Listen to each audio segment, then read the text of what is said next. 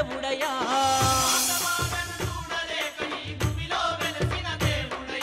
కాల జ్ఞానాన్ని రాసి మన కళ్ళు తెరిపించినాడయ్యా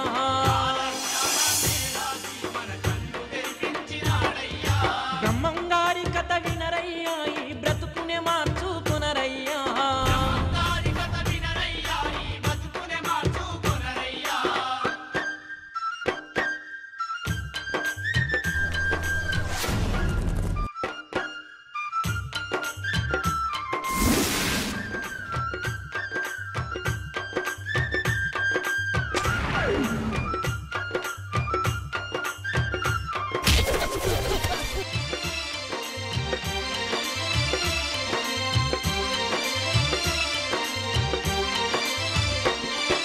కంటి చూపులేని వాళ్ళకు చూపునిచ్చినాడు బ్రహ్మయ్యా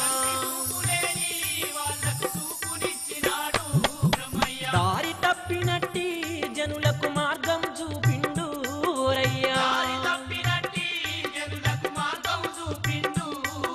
జ్ఞాన బోధలెన్నో చేస్తూ ముక్తి నొసగినాడు బ్రహ్మయ్యా పోలేరమ్మతోనే నిప్పును తెప్పించుకున్న ధీరుడయా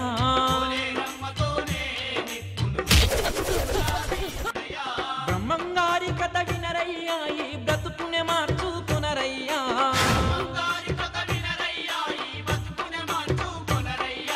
భూమాత బాధను చూడలేక ఈ భూమిలోన వెలిసిన దేవుడయా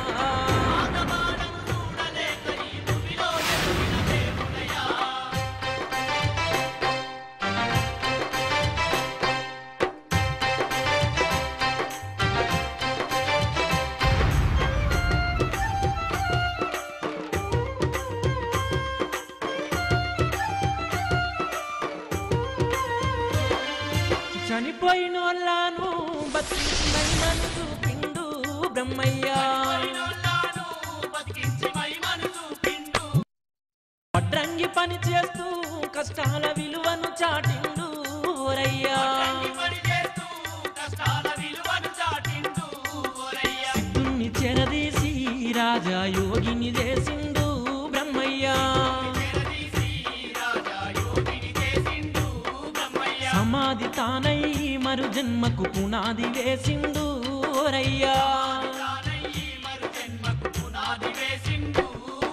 బ్రహ్మంగారి కథ వినరయ్యా ఈ బ్రతుకునే మార్చుకునరయ్యా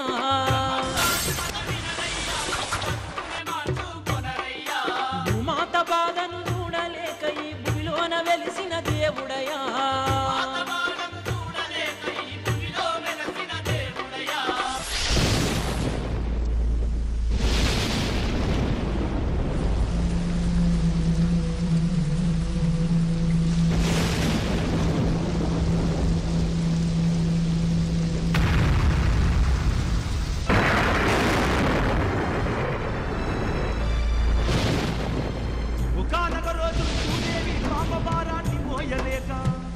అల్లాడిపోతూ ధర్మ సంస్థాపన కోసం వైకుంఠానికి వెళ్ళాలని నిర్ణయించుకొని దేవి బయలుదేరుతుంది ఆ ధరణి మాత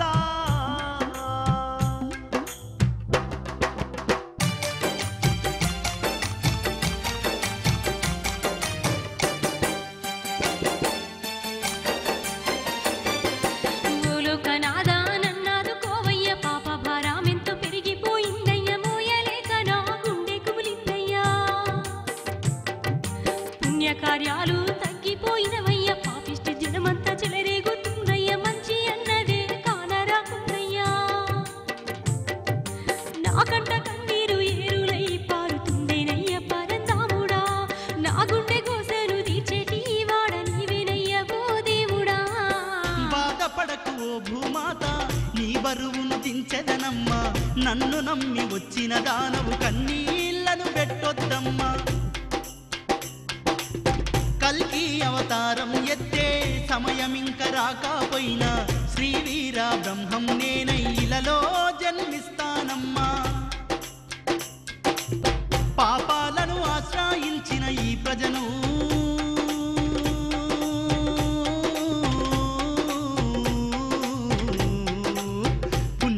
మార్గమందున నడిపిస్తానమ్మా నీ పుట్టెడు శోకం తీరుస్తానమ్మా. ధన్యురాలను స్వామి. అలా భూదేవిని ఓదార్చి పంపిన శ్రీహరి బ్రహ్మరుద్రులను ఇంద్రుణ్ణి ఉన్న బలంగా తలుసుకోగానే ఆగమాగంగా వాళ్ళంతా వైకుంఠానికి వచ్చిండ్రు. వారికి భూదేవి వచ్చిన విషయాన్ని వివరించి త్రిమూర్తులం మనము మానవ జన్మలెత్తే సమయము ఆసన్నమైందని ఆదేశించిండు. ఆ శ్రీమన్నారాయణుడు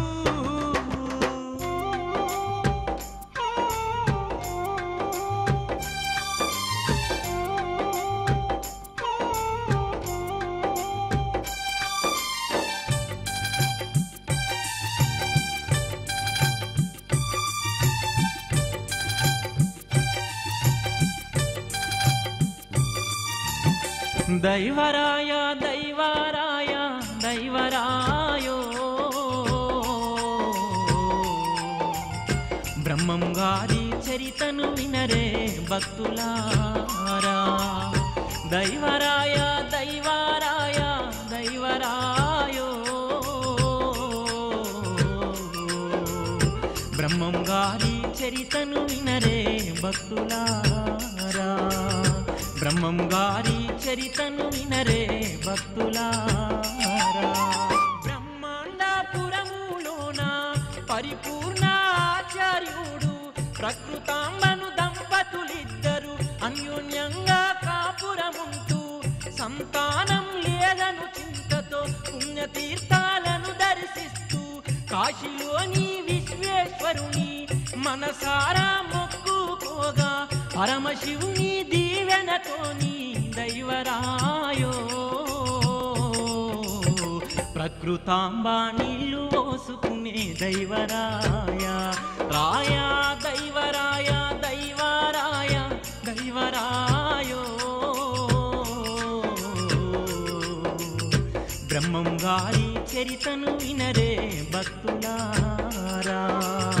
బ్రహ్మం గారి చరితను వినరే భక్తులారా.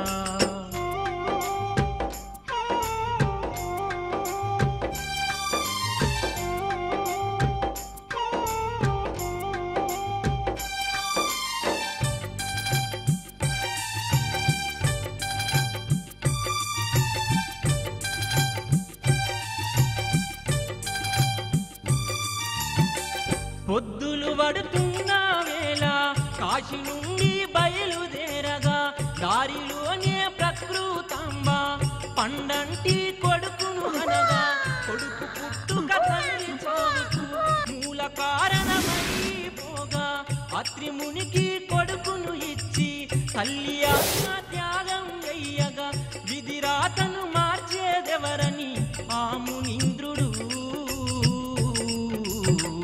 ఆ బిడ్డను ఆశ్రమానికే తీసుకెళ్ళిండు.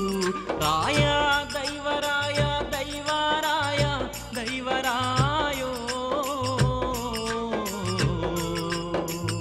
బ్రహ్మం గారి చరితను వినరే భక్తులారా. బ్రహ్మం గారి చరితను వినరే భక్తులారా.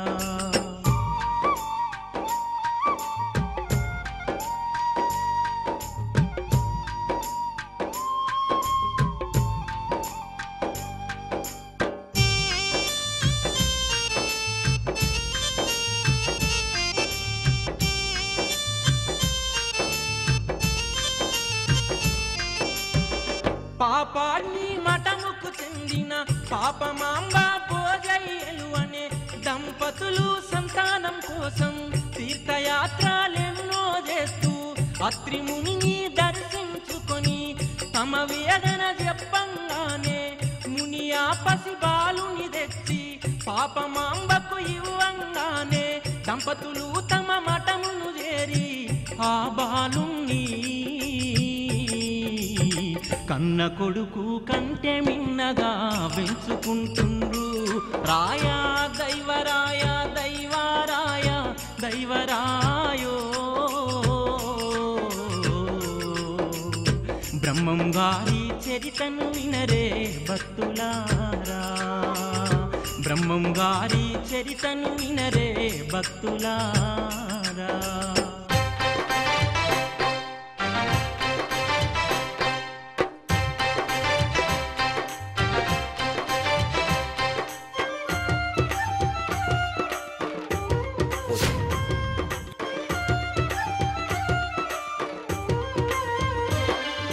వీరంబట్టయ్య నందిగొండలో పాపాగ్ని మఠమున పెరుగుతుండు,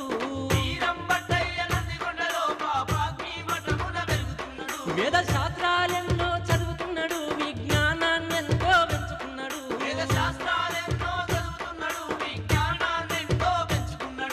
పంచకావ్యముల నేర్చిండు, ఇలా మంచి చెడుల గమనిస్తుండు.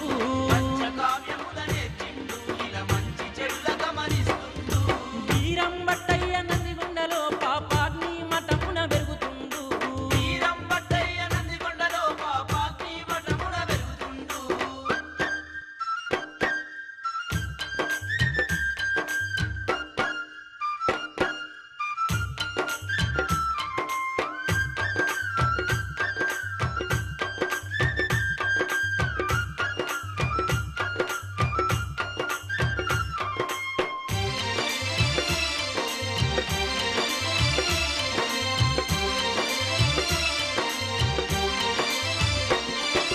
పద్నాలుగు ఏళ్ళు రాగానే తండ్రి స్వర్గాన్ని జరగనే, తల్లి బాధ్యతలను ఓవైపు మఠము బాధ్యతలు ఓవైపు, ఆ చిన్నతనమునే ఓరయ్య చూసుకుంటున్నాడే ఓరయ్యా, అరిషట్ వర్గాలే ఓరయ్య అణిచిపెట్టుకుండే ఓరయ్యా, భగవద్ధ్యానంతో పరిపూర్ణ జ్ఞానం పొందిండే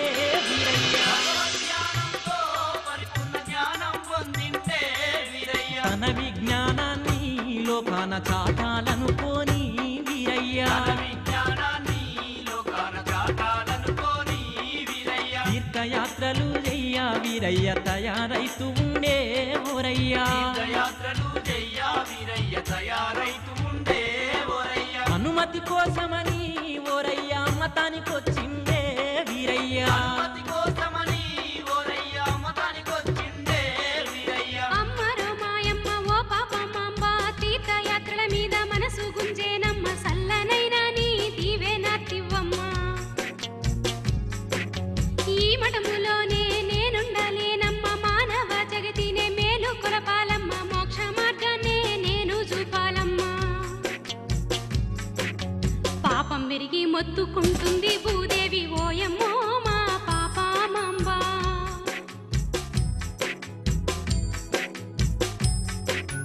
ఆ బరువు తగ్గించే బాధ్యతే నాదమ్మో నాయమ్మో, నన్ను సాగనంపమ్మా. నువ్వెక్కడికెళ్ళి పోతావురో నా కొడుకా, ఈ తల్లి నిడిసి పెట్టకురో నా బిడ్డ, నువ్వు లేక నేనెట్టుండునురో నా కొడుకా, చిన్న పోరనివి నువ్వు కదరో నా బిడ్డ, కట్టుకున్నోడు లేకున్నా నీకోసం నేనైతే బతుకుతుండగా, కట్టుకున్నోడు లేకున్నా నీకోసం నేనైతే బతుకుతుండగా.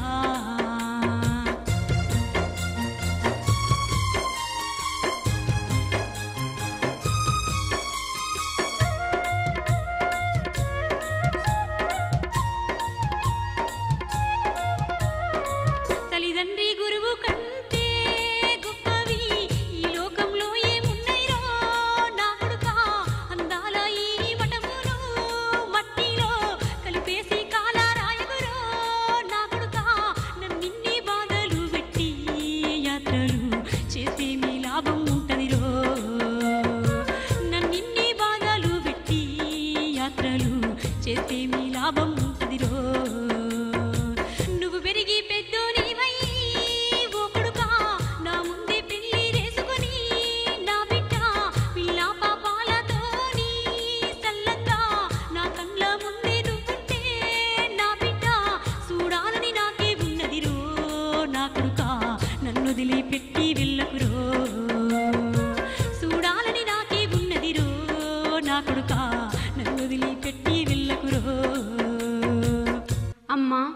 నువ్వు జ్ఞాన సంపన్నురాలివి. స్వార్థంతో మానవ ధర్మాన్ని మరిచి మాట్లాడకు. కర్మబంధంలో పడేసే ఈ చింతలు నీకు తగవు. బంధాలనేవి మనిషిని మోక్ష మార్గానికి దూరం చేస్తాయనే సంగతి నీకు తెలవంది కాదు. రక్తమాంసాల బొక్కల మూట, మలమూత్రాల పేటికైన ఈ శరీరంపై మమకారం ఎందుకమ్మా? తల్లి కడుపు నుండి బయటకి వచ్చిన పసిబిడ్డకు ఏ జ్ఞానము లేక ఎన్నెన్న బాధల్ని పడతాడమ్మా. గర్భదోషాలల్ల చిక్కుతాడమ్మా, ఎన్నెన్నో రోగాల పాలైతాడమ్మా. మందు మాకులు తింటూ మనిషి అయితాడమ్మా. 5వ ఏట అక్షరాలను గురువు ముందటే దిద్దుతాడమ్మా. అష్ట కష్టాలను ఓరుస్తూ బతుకు పైన మొదలు పెడతాడోయమ్మా.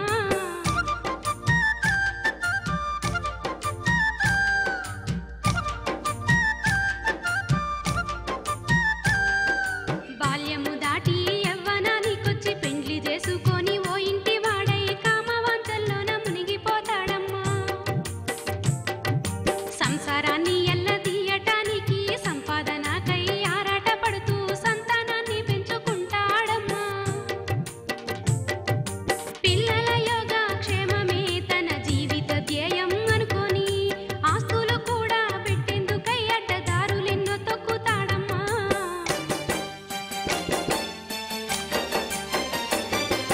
వయసంతా ఉడిగి ముసలివాడయ్యి సాయం కోసమే చెయ్యిని చాచి పిల్లలతో చీదరించుకుంటాడమ్మా. పిల్లల కోసము ఎంత చేసినా ముసలితనములో ఆసర కరువై గుండెలవిసి తల్లడిల్లిపోతాడమ్మా. కాని వాళ్ళకై జీవితం కరగదీసుకుంటేననుకుంటాడే. మోక్ష మార్గమే గానక వాడు యముని వాత పడిపోతాడే. ఇది జీవితం కాదే ఓయమ్మ, ముందు గతిని గానవే మాయమ్మ. క్షణికమైనది జీవితం, మోక్ష సాధనే చెయ్యాలమ్మా. క్షణికమైనది జీవితం, మోక్ష సాధనే చెయ్యాలమ్మా.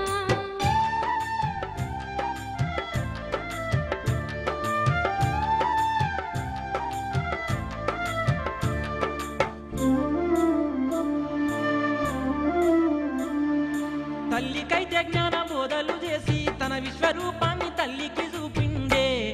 ఆ వీరం బట్టయ్య తీర్థయాత్రలకు పయనం గట్టిండే.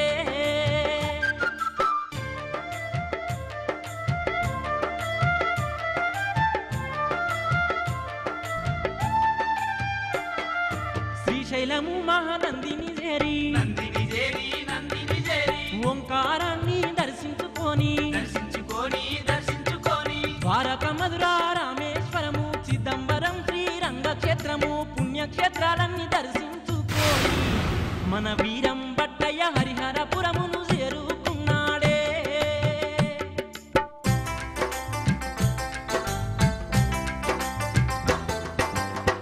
ఆనాడు వైకుంఠంలో అనుకున్న తీరుగానే పరమశివుడు కాశీరాజు కడుపుగా పుట్టిండు.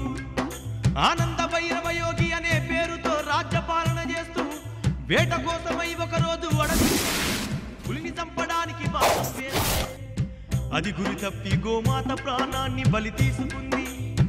అది చూసి అయ్యో నేను గోహత్య చేశానే అని గోడు గోడుమంటుండే. ఆ ఆనంద భైరవ యోగి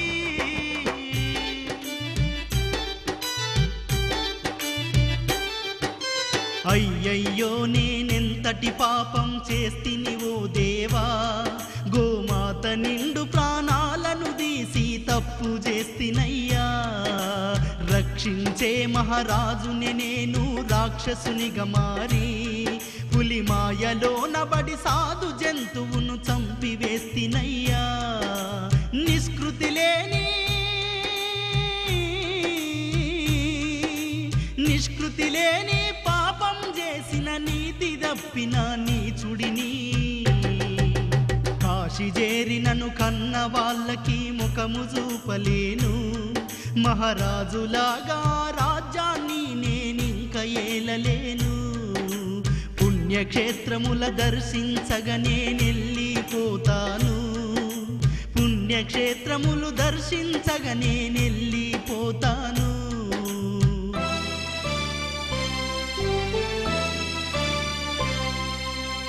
అలా ఆనంద భైరవ యోగి తన రాజ్యాన్ని వదిలేసి పుణ్యతీర్థాలు సందర్శిస్తూ ఒకరోజు హరిహరపురాన్ని చేరుకొని యోగ నిష్ఠలో ఉన్న వీరం భట్టయ్యను చూసి పులకించి భక్తితో చేతులు జోడించి నిలబడ్డాడు.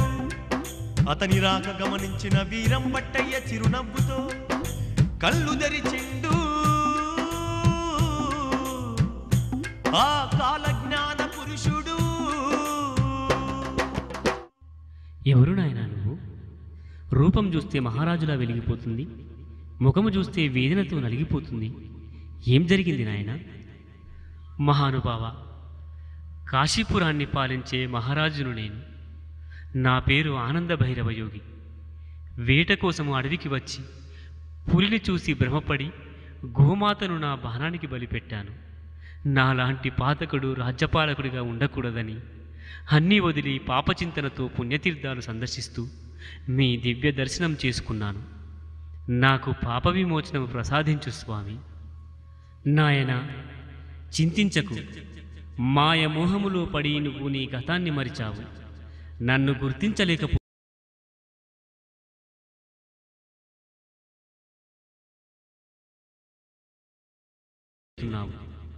నువ్వెవరివో కాదు, కైలాసాన్ని పాలించే పరమేశ్వరుడవు. భూలోకాన్ని ఉద్ధరించడానికి త్రిమూర్తులమైన మనము భూమిపై అవతరించాము. శ్రీహరి అయిన నేను వీరంభట్టయ్యగా, శివుడివైన నీవు ఆనంద భైరవ యోగిగా అవతరిస్తే బ్రహ్మదేవుడు అన్నాజయ అనే పేరుతో జన్మించి సన్యాసిలా తిరుగుతున్నాడు. నీవు చేసిన గోహత్యకు ఫలితాన్ని అనుభవించక తప్పదు. కొంతకాలానికి నువ్వు ఈ జన్మను చాలించి మహమ్మదీయ వంశములో పుట్టి కందిమల్లయ్య పల్లెలో వీరబ్రహ్మేంద్ర స్వామిగా ఉండబోయే నన్ను చేరి నా శిష్యుడవై జ్ఞానాన్ని పొంది సిద్ధుడవైతావు.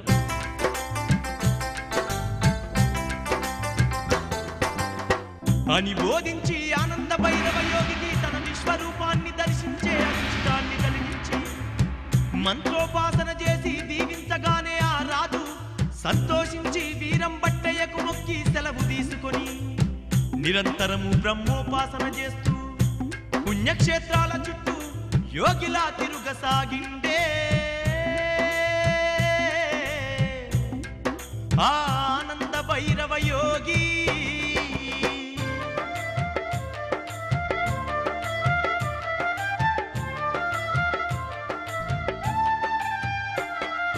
భైరవ యోగికి ఉపదేశమిచ్చి వీరపాచార్యునిగా మారి హరిహరపురమున తన పని తీరి బనగాన పల్లెకు చేరుకొని గరిమిరెడ్డి అచ్చమ్మ గారింటి ముందు ఉన్న బండ పైన పండుకున్నడే వీరపాచార్యుడు.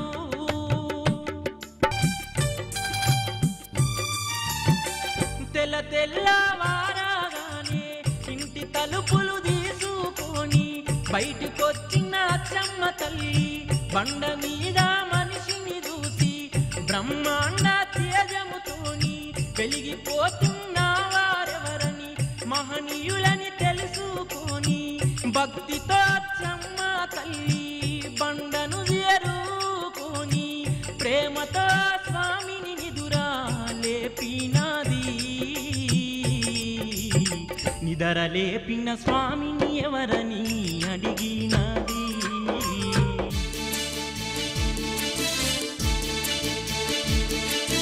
అమ్మరో నాది బ్రహ్మాండపురము, నా పేరు వీరప్ప ఆచార్యులంటారు. నా తల్లిదండ్రులు ఎవ్వరని చెప్పేను.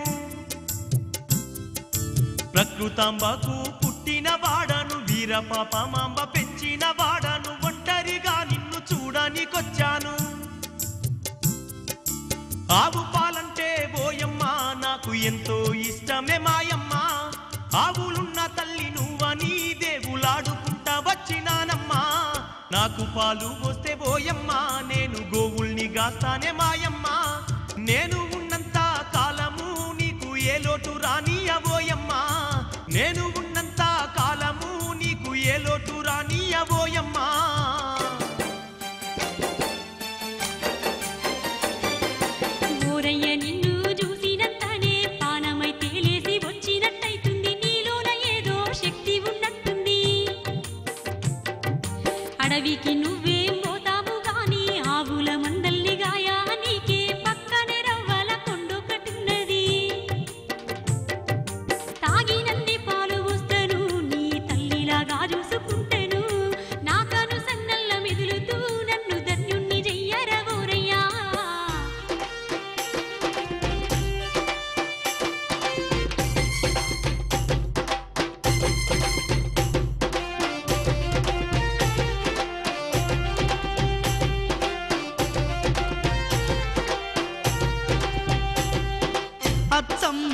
ఊళ్ళోకెళ్ళి సంకటినే మూటలగట్టి చెంబెడన్ని పాలను తెచ్చి వీరయ్యకు ఇయ్యంగానే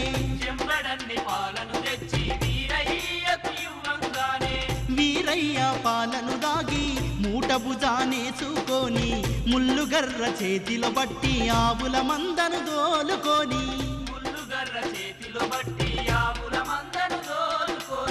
రవ్వల కొండకు ఆ సామి చేరుకొని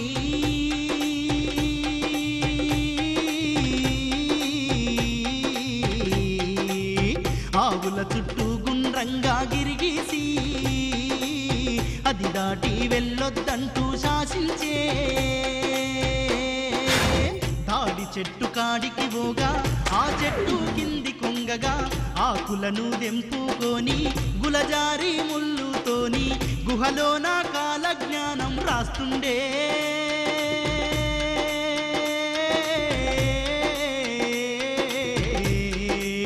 సాయంత్రానికి రాతను ఆపేసిండే మందను తీసుకొని ఇంటికి పోతుండే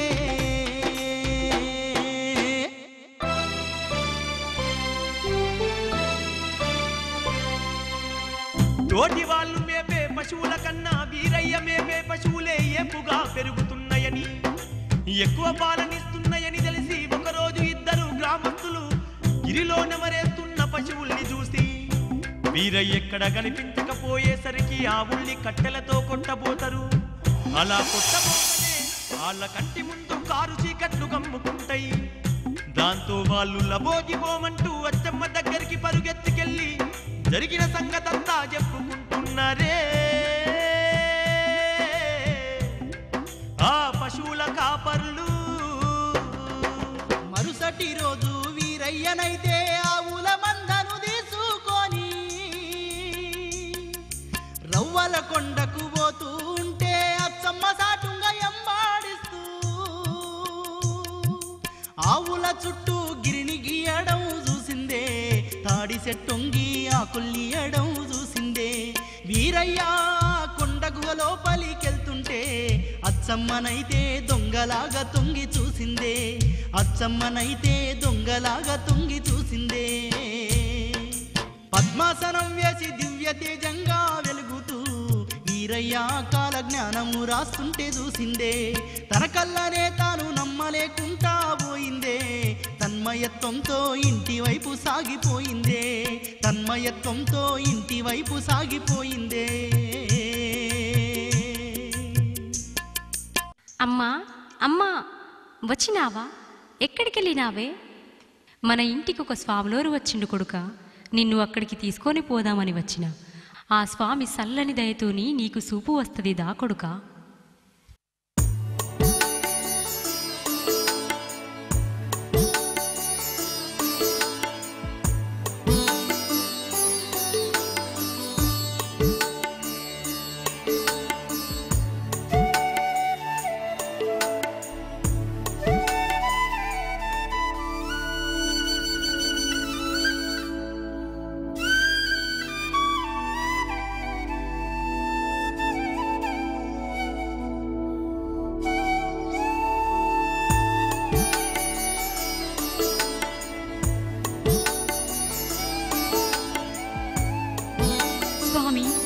ఏమిటయ్యా నీ మాయ? నీవెవరో తెలియక నా ఆవుల మందను నీ చేత కాయబెట్టాను. నేనెంత పాపాత్మురాలిని. నా అజ్ఞానాన్ని మన్నించి నాకు నిజాన్ని చెప్పి నన్ను అనుగ్రహించు స్వామి. అలాగేనమ్మా. రేపు మనం యాగంటి క్షేత్రానికి వెళ్దాం. ఆ స్వామి సన్నిధిలో నీకన్ని విషయాలు చెప్తాను.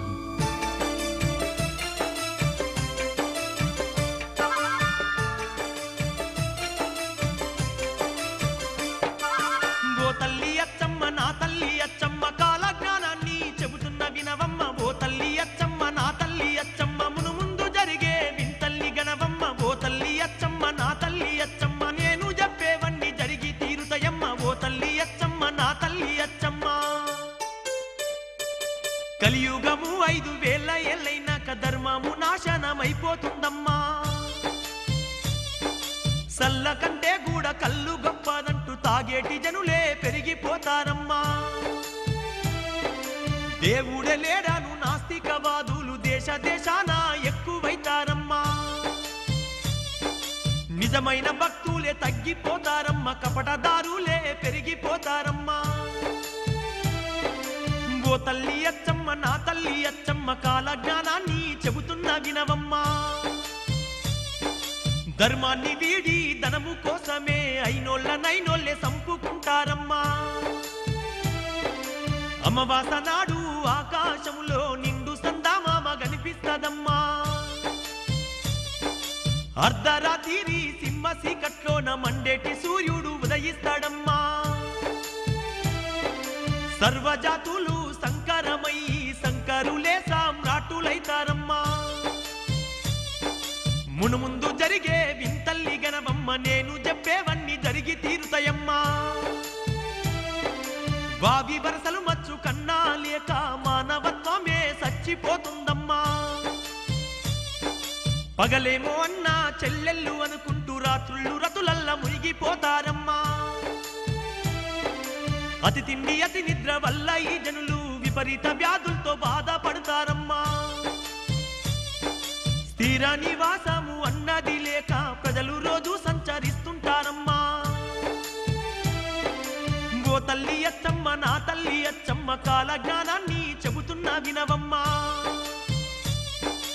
ఆకాశంలా 3 సుక్కలు పుట్టి పిడుగులు బడి జనులు చస్తారమ్మా. పట్టపగలు సుక్కలాను చూసి లెక్కలేని జనులు రాలిపోతారమ్మా. ఇనుప స్తంభాలు చిగురిస్తాయమ్మా, రెమ్మలు సాగి పూలు పూస్తాయమ్మా. అడవి జంతువులు నగరాలపై బాడి నరుల నెత్తూరును తాగి వేస్తాయమ్మా. ఓ తల్లి అచ్చమ్మ, నా తల్లి అచ్చమ్మ, కాల జ్ఞానాన్ని చెబుతున్న వినవమ్మా. ఏనుగేమో పంది పిల్లల్ని గంటే పందులు కోతుల్ని గంటాయమ్మా. రెక్కలొచ్చిన కోడి పిల్లలు మనిషి భాషలో మాట్లాడుతాయమ్మా. ఇనప గుళ్ళు నీట దేలుతాయమ్మా, అలుకాటి బెళ్ళు మునిగిపోతాయమ్మా. భారతదేశం వందలాది ఏళ్ళు బానిసత్వంలో నలిగిపోతుందమ్మా. ఓ తల్లి అచ్చమ్మ, నా తల్లి అచ్చమ్మ, కాల జ్ఞానాన్ని చెబుతున్న వినవమ్మా. ఎద్దులు దున్నా పోతులు గుర్రాలు లేకుండానే బళ్ళు నడుస్తాయమ్మా. నీళ్ళలోన ఉన్న శక్తితో దీపాలు వెలిగే దినములొస్తాయమ్మా. ఆ జన్మ వైరంతో ఉండేటి పులిమేక ఐకమత్యముతోని ఉంటాయమ్మా. మెదడు వాపుతో గుండె వ్యాధితో లక్షల్లోన జనము చచ్చిపోతారమ్మా. మునుముందు జరిగే వింతల్లి గనవమ్మ, నేను చెప్పేవన్నీ జరిగి తీరుతాయమ్మా. ఎంపలి చెట్టుకు నిచ్చెళ్ళు వేసే మరుగుజ్జులే పుట్టుకొస్తారమ్మా. కలికాలం మధ్యాహ్న కపట స్వాములు జనుల సంపదను దోచుకుంటారమ్మా. కాలజ్ఞానములోని ఏ ఒక్క మాట పొల్లుపోకుండా జరిగి తీరునమ్మా. స్వామి, ఈ కాలజ్ఞానాన్ని చెప్పి నన్ను ధన్యురాల్ని చేశావు. స్వామి, ఇతను నా కుమారుడు, పుట్టు గుడ్డివాడు. వీనికి చూపునిచ్చి వీడి జీవితంలో వెలుగు ప్రసాదించి మమ్ము ఆశీర్వదించండి స్వామి.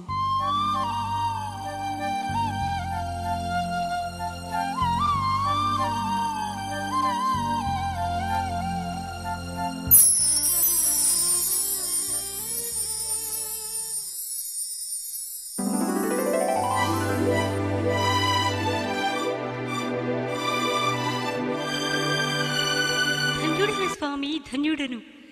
సర్వేంద్రియానాం నయనం ప్రధానమంటారు. చూపు లేక నేనెంత కోల్పోయానో చూపు వస్తే తప్ప నాకు తెలిసి రాలేదయ్యా. హే దీనబంధు, ఇక నా జీవితమంతా మీ సేవకే అంకితమయ్యా. నా పాలిట గురుదేవుడవై నాకు ముక్తి మార్గాన్ని ప్రసాదించు స్వామి. నాయన బ్రహ్మానంద, గత జన్మలో నీవు నీ ఇల్లాలి కంటి చూపును కావాలని పోగొట్టిన ఫలితమే ఈ జన్మలో నీకు ఈ దుర్గతి పట్టింది. పంచాక్షరి మంత్రాన్ని సదా జపిస్తూ ఉండు. నీవు నీ తల్లి మీరిరువురు ఈ మఠాన్ని పాలించుకుంటూ నా ధ్యానంలో జీవించండి.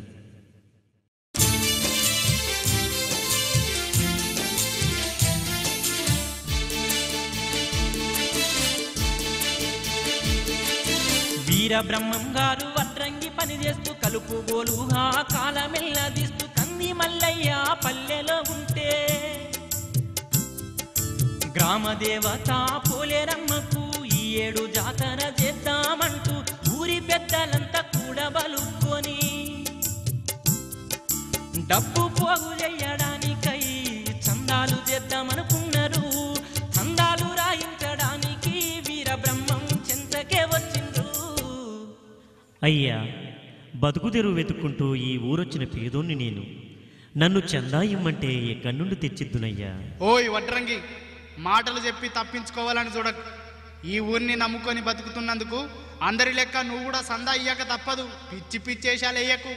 అయ్యయ్యో, ఇంత మాత్రానికి అంత కోప్పడితే ఎలాగయ్యా? మీరంతగా అడిగితే కాదంటానా? అయితే ఒక్కసారి ఆ పోలేరమ్మను చూసిన తర్వాత మీకు చందా రాస్తాను. గుడికి వెళ్దాం పదండి.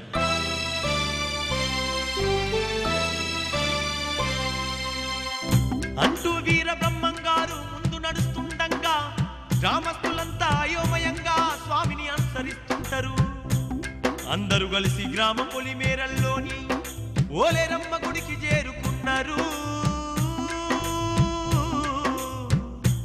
ఇక ఏమి జరుగునో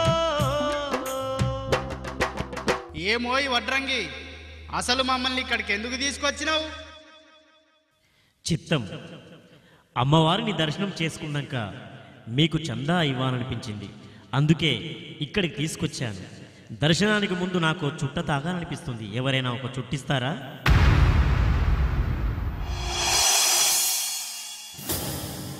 మరి నిప్పెవరిస్తారు? ఏం తల తిక్కగా ఉందా? నువ్వు బతుకుతుంది మా ఊర్లే, నీకింత పొగరు తగదు. చుట్టమేమే నిప్పుమేమెయ్యాలనా? ఒంటిపై తెలివుండే మాట్లాడుతున్నావా? అరేరే, అంత ఆవేశం ఎందుకయ్యా? నిప్పివ్వడం ఇష్టం లేకుంటే మీరివ్వకండి. ఆ పోలేరమ్మనే అడుగుతా. పోలేరు, చుట్ట కాల్చుకోవాలి, నిప్పు తీసుకురా అని అనంగానే పోలేరమ్మలో గనగన గంటల చప్పుడు మొదలవుతుంది. అలా చప్పుడవుతుంటే పోలేరమ్మ గుళ్ళోంచి లేచి పిడుక మీద నిప్పును తీసుకొని స్వామి దగ్గరికి రాగానే స్వామి ఆ చిప్పతో చుట్టముట్టించుకొని చాలమ్మా ఇక వెళ్ళు అనంగానే పోలేరమ్మ గుళ్ళోకెళ్ళిపోతుంది. గమనించిన గ్రామస్తులు భయంతో వణికిపోయి వీరబ్రహ్మేంద్రుల వారిని శరణు వేడుకున్నారు. వాళ్ళు తప్పు తెలుసుకున్నారు.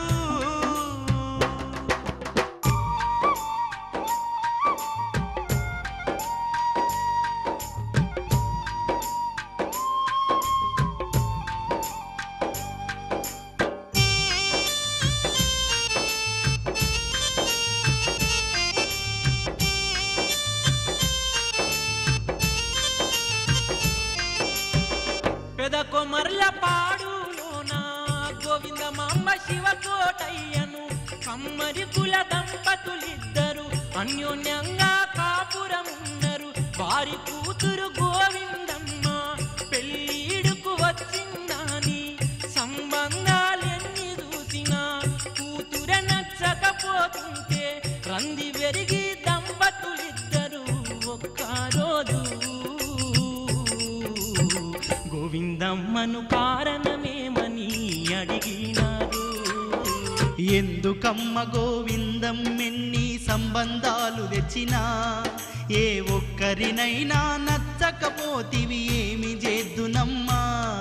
నీ మనసులోన ఏమున్నదో గాని నాకు చెప్పవమ్మా. నీ అచ్చట ముచ్చట తీర్చేటి నీ కన్న వాళ్ళమమ్మా.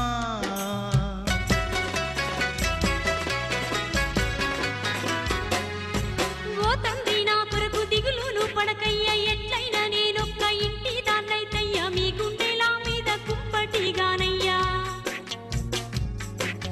అన్నీ తెలిసిన సన్యాసిలా ఉంటూ లోకాలనన్నీ రక్షించవచ్చిన భగవంతునికి నేను భార్యనైతానయ్యా.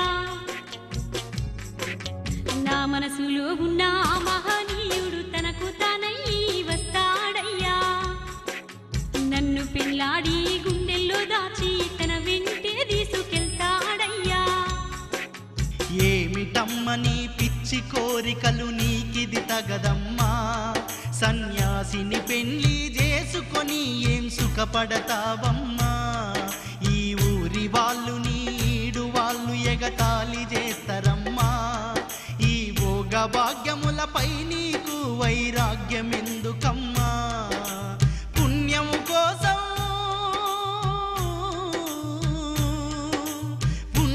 కోసం పూజల్లేవా? వ్రతాలు చేస్తే పుణ్యం రాదా? భక్తురాలిగా ఎల్లకాలము బతకాలని ఉంటే సన్యాసినే పెళ్ళాడాలా? ఇది ఏమి న్యాయమమ్మా? కని నిన్నింతటి దాన్ని చేస్తే ఫలితమిదానమ్మా. ఈ కన్న వాళ్లకు కడుపు కోతను పెడతవెందుకమ్మా? కట్టుకున్నవాణ్ణి దేవుడనుకోని పూజించే కర్మ నాకేమి వట్టింది? దేవుడొచ్చి నన్ను కట్టుకోబోతుంటే పుణ్యమెంత మీరు చేసుకున్నారో? దివ్య జ్ఞాని మీ అల్లుడైతున్నాడు, నా మాట జరిగి తీరుతుందంతే. నావాడు దేశ సంచారము చేస్తూ వచ్చేటి ఘడియా దగ్గరికొచ్చింది. తన గొప్పదనమును గుర్తించి మీరు గర్వపడేటి రోజే వస్తుంది.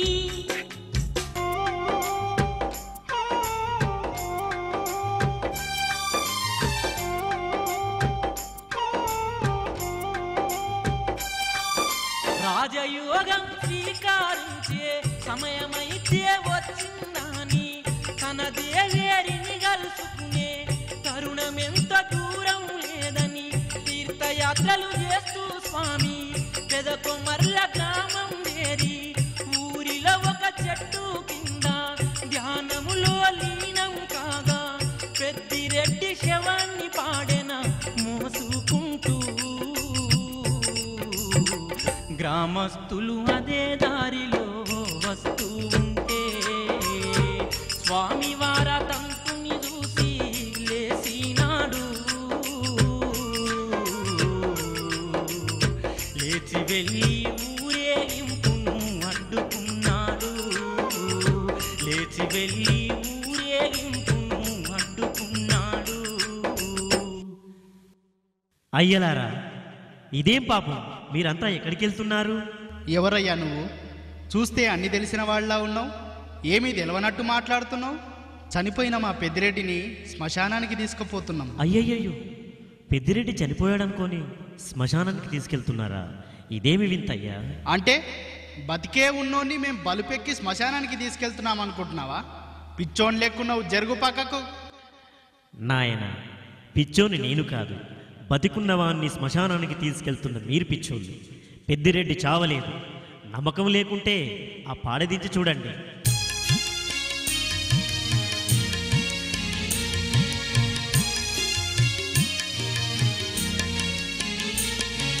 బ్రహ్మయ్య మాటలు విన్నా ఊరోళ్ళు పాడేను కిందికి దించంగానే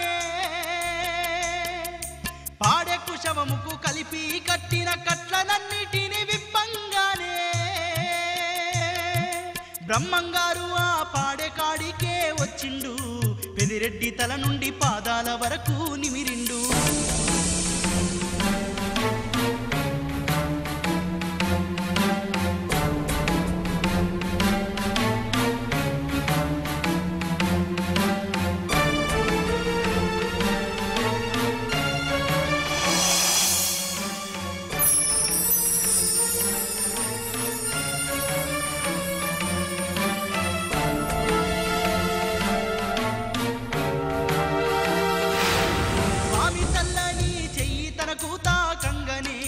పెదిరెడ్డి ఆ పాడే మీద లేచి కూసున్నాడు.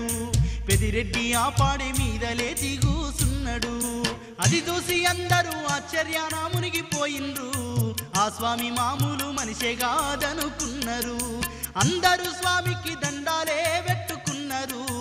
ఆనందాలతో ప్రజలు పరవశించిపోయిండ్రు. ఆనందాలతో ప్రజలు పరవశించిపోయిండ్రు.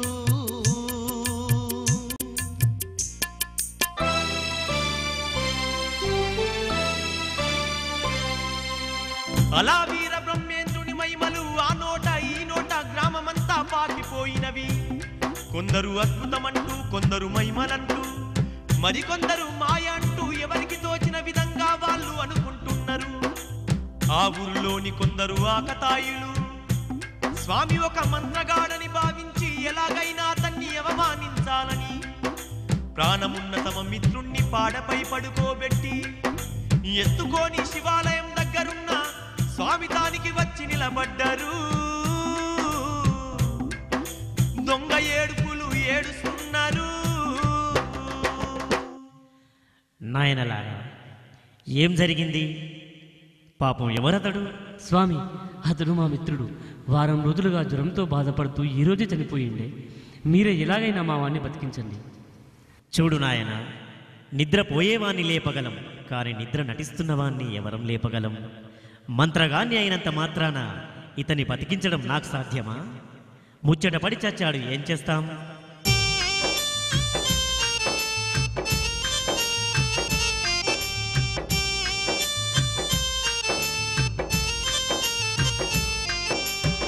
వీర బ్రహ్మం గారిని చూస్తూ ఆకతాయిలు నవ్వుకుంటూ పాడె మీది మిత్రుని తట్టి ఎంత వాళ్ళు లేపిన గాని మిత్రుడేమో లేవకపోతే ఆకతాయిలు భయపడిపోయి నిజంగానే సచ్చినాడని తెలిసి గుండెలు బాదుకొని వీర బ్రహ్మం చెంతకు పరుగున వచ్చినారు. కన్నీళ్లతో స్వామిని శరణు కోరినారు.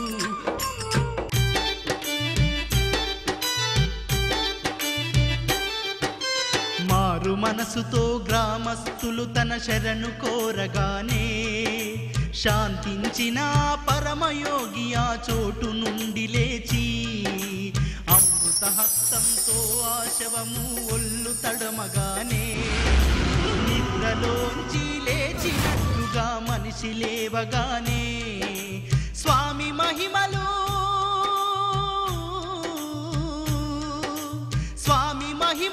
అమోఘమంటూ ఆకతాయిలు చేతులు జోడించే.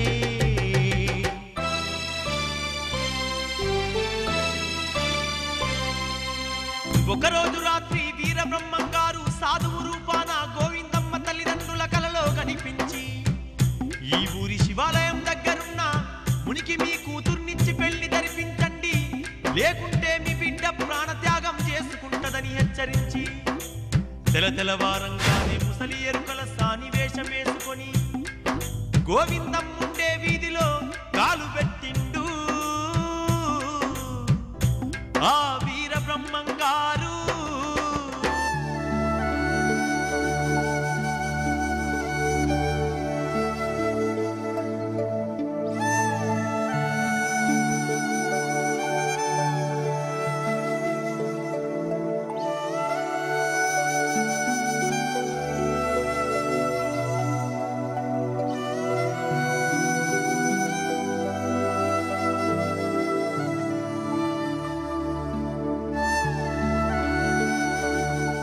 చెబుతానమ్మ ఎరుక చెబుతాను, ఉన్నదున్నట్టు చెబుతా, లేనిది లేనట్టే చెబుతా.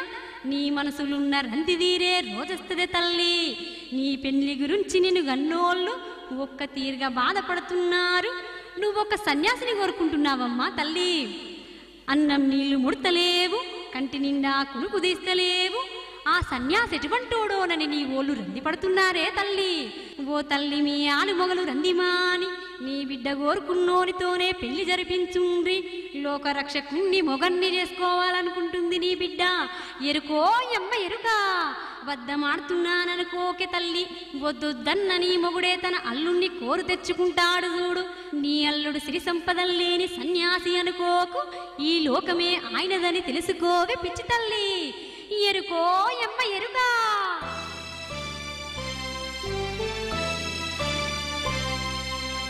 ఆ ఎరుకల సాని చెప్పినట్టుగానే ఒకరోజు శివకోటయ్య వీరబ్రహ్మం గారి తన ఇంటికి విందుకు పిలుస్తాడు. విందు ముగిసినంక ఆలుమగలు స్వామికి సేవలు చేస్తూ తమ బిడ్డను పెళ్లి చేసుకోమని వేడుకోగానే స్వామివారు సమ్మతించి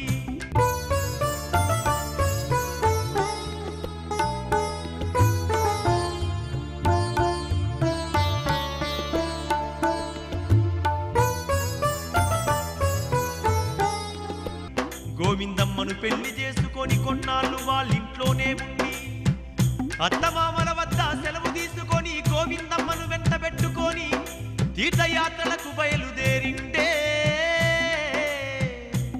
ఆ వీర బ్రహ్మేంద్ర స్వాములు.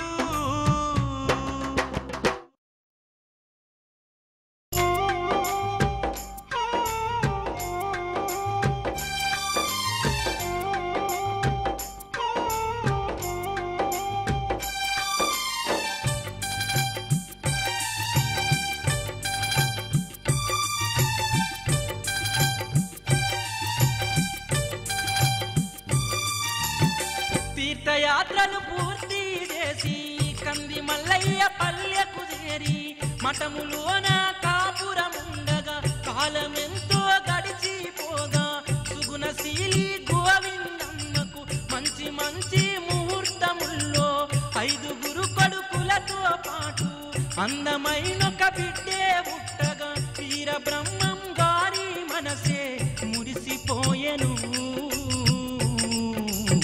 గోవిందమ్మ ఆనందంలో తేలిపోయేను. రాయా దైవరాయ దైవరాయ దైవరాయో వీర బ్రహ్మం చరితను వినరే భక్తులారా, వీర బ్రహ్మం చరితను వినరే భక్తులారా.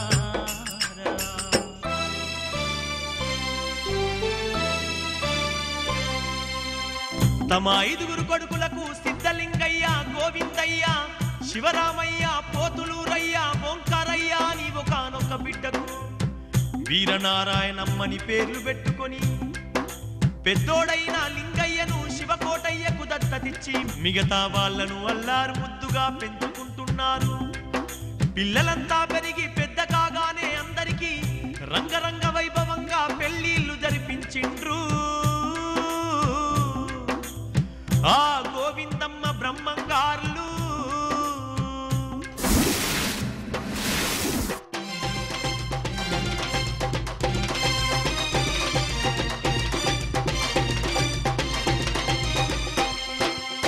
కంది మల్లయ్య పల్లెకు దూరమున్న గ్రామంలోన ఆదంబి పీరు సాబనే దూదే కుల ఇంటిలోన, ఆదంబి పీరు సాబనే దూదే కుల ఇంటిలోన సిద్ధయ్యనే బాలుడు పుట్టి బుద్ధి కలిగి పెరుగుతుండే. ఆటపాటలుదిలి ఏదో ఆలోచన చేస్తూ ఉండే, ఆటపాటలుదిలి ఏదో ఆలోచన చేస్తూ ఉండే. వీర బ్రహ్మయ్యమలను విన్నోడై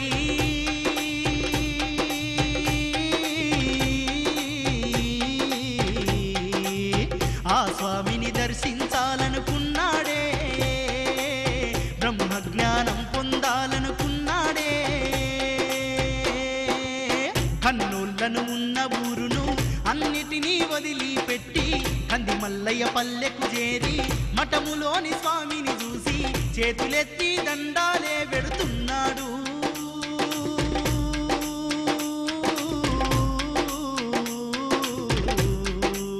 మనసులోని కోరిక తెలుపుతున్నాడు, మనసులోని కోరిక తెలుపుతున్నాడు.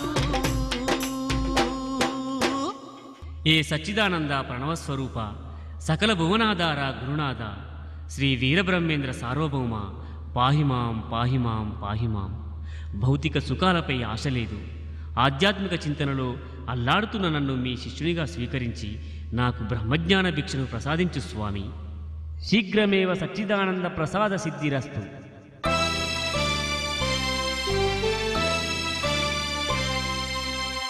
అలా సిద్ధయ్య బ్రహ్మంగారి మఠములో చేరి శిష్యుడిగా మారి స్వామివారికి భక్తి శ్రద్ధలతో సేవలు చేస్తుంటే దూదేకులోడొచ్చి మన తండ్రికి సేవలు చేయడమేమిటని గోవిందయ్య, పోతులూరయ్యలు సిద్ధయ్య మీద ఎక్కడ లేని కోపాన్ని పెంచుకొని అతను చూసి ఒకనాడు తండ్రి ముందు తమ కోపాన్ని వెళ్ళగక్కుకున్నారు. ఆ 2 కొడుకులు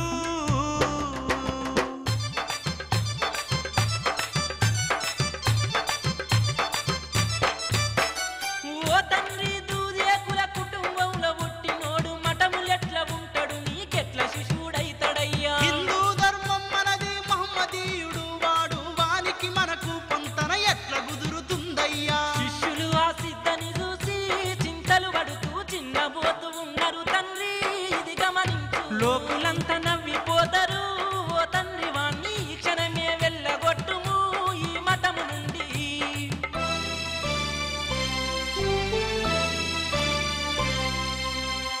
ఆ ఇద్దరు కొడుకులు ఆవేశంతో ఊగిపోతుంటే బ్రహ్మంగారు చిరునవ్వు నవ్వి, సిద్ధయ్య గురించి మీకెందుకు తొందర, నేను చూసుకుంటానుగా అని సమాధానం చెప్పగానే కొడుకులిద్దరూ కోపము చల్లారక మఠంలో ధ్యానం చేసుకుంటున్న సిద్ధయ్య దగ్గరికెళ్ళిండ్రు.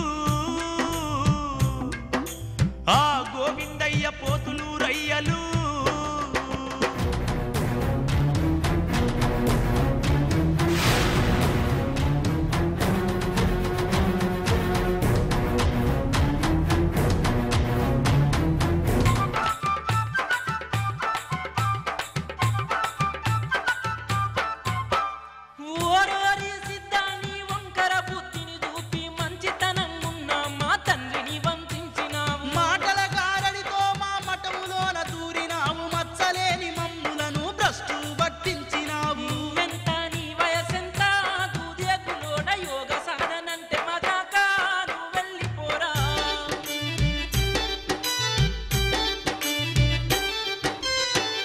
స్వాములు ఎందుకు నాపై మీకింతటి కోపం, దూదేకులోన్నని దూరం చేసి చెయ్యకండన్యాయం.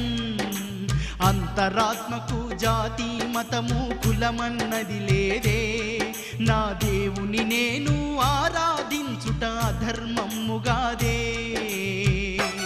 మాకే నీతులు చెప్పే మొగోనివైనావ నువ్వు, ధర్మమేదో శాస్త్రమేదో మాకే నేర్పుతున్నావు. నీ కాలు వడంగానే మఠం మైలబడిపోయే, నీ వాసన తగిలితే ఒళ్ళంత కంపరం గుట్టే. నక్కదిత్తులెన్ని వేసినా దూదేకులోడ నిన్నిక్కడ ఉండనీయము, జాతి తక్కువ.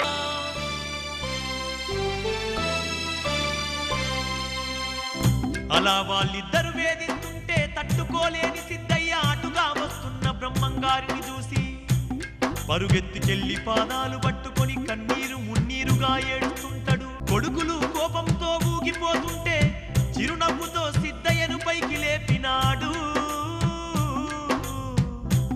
ఆ వీర బ్రహ్మేంద్ర స్వామి. బిడ్డలారా, శాంతించండి. మమతానురాగబంధాల్లో చిక్కుకొని దురహంకారులై ముక్తి మార్గానికి అడ్డుకట్ట వేసుకోకండి.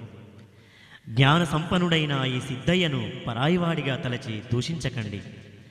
సకల చరాచర జగత్తులోని జీవకోటిలో ఉన్న పరమాత్మ స్వరూపమే వీడిలోనూ ఉన్నది కదా. అలాంటప్పుడు సిద్ధయ్య వేరు మీరు వేరనే భ్రాంతి మీకెందుకు? సిద్ధయ్య మీరు రమ్మంటే వచ్చినవాడు కాదు, పొమ్మంటే పోవడానికి. ఆవేశాలు మాని అందరూ కలిసి జీవించండి.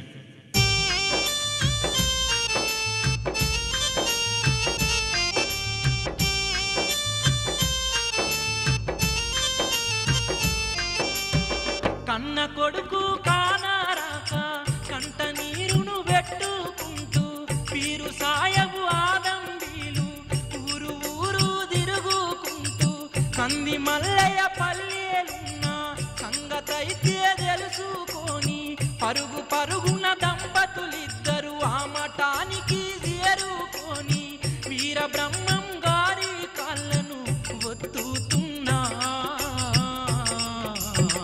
కన్న కొడుకు సిద్ధయ్యను చూసినారే.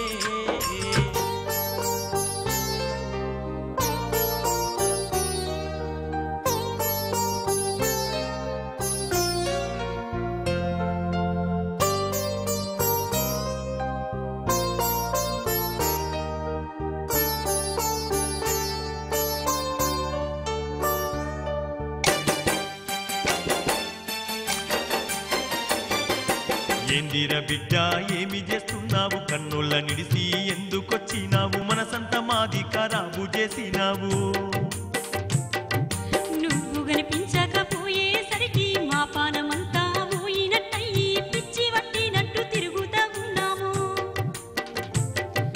కన్నుల నిన్ని బాధలు పెట్టి నువ్వు సాధించేదేందిరా, మారాజుగా ఉన్నోనివి మఠములోన ఉండవేందిరా. బ్రహ్మజ్ఞానము గురువు దగ్గరే నేర్చుకోవాలని నేనన్ని వదులుకొని మఠానికి చేరుకుంటినమ్మా. పరమాత్మని గుర్తించని బతుకులు మనకు ఎందుకయ్యా? మమకారం పెంచి మోక్షానికి నన్ను దూరం చెయ్యకయ్యా.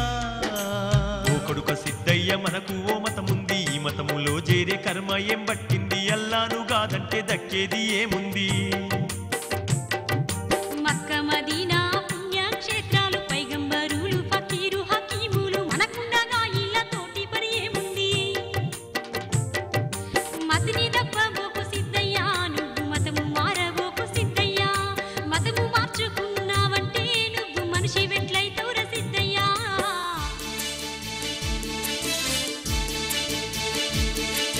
సృష్టిలోన సర్వేశ్వరుడొక్కడే, అన్ని మతముల సారము ఒక్కటే, కనిపించే అల్లా ఈ గురుదేవుడే. నగలు వేరైనా బంగారం ఒక్కటే, కుమ్మలెన్నున్న విత్తనం ఒక్కటే, మోక్ష సాధనకు మార్గం ఒక్కటే.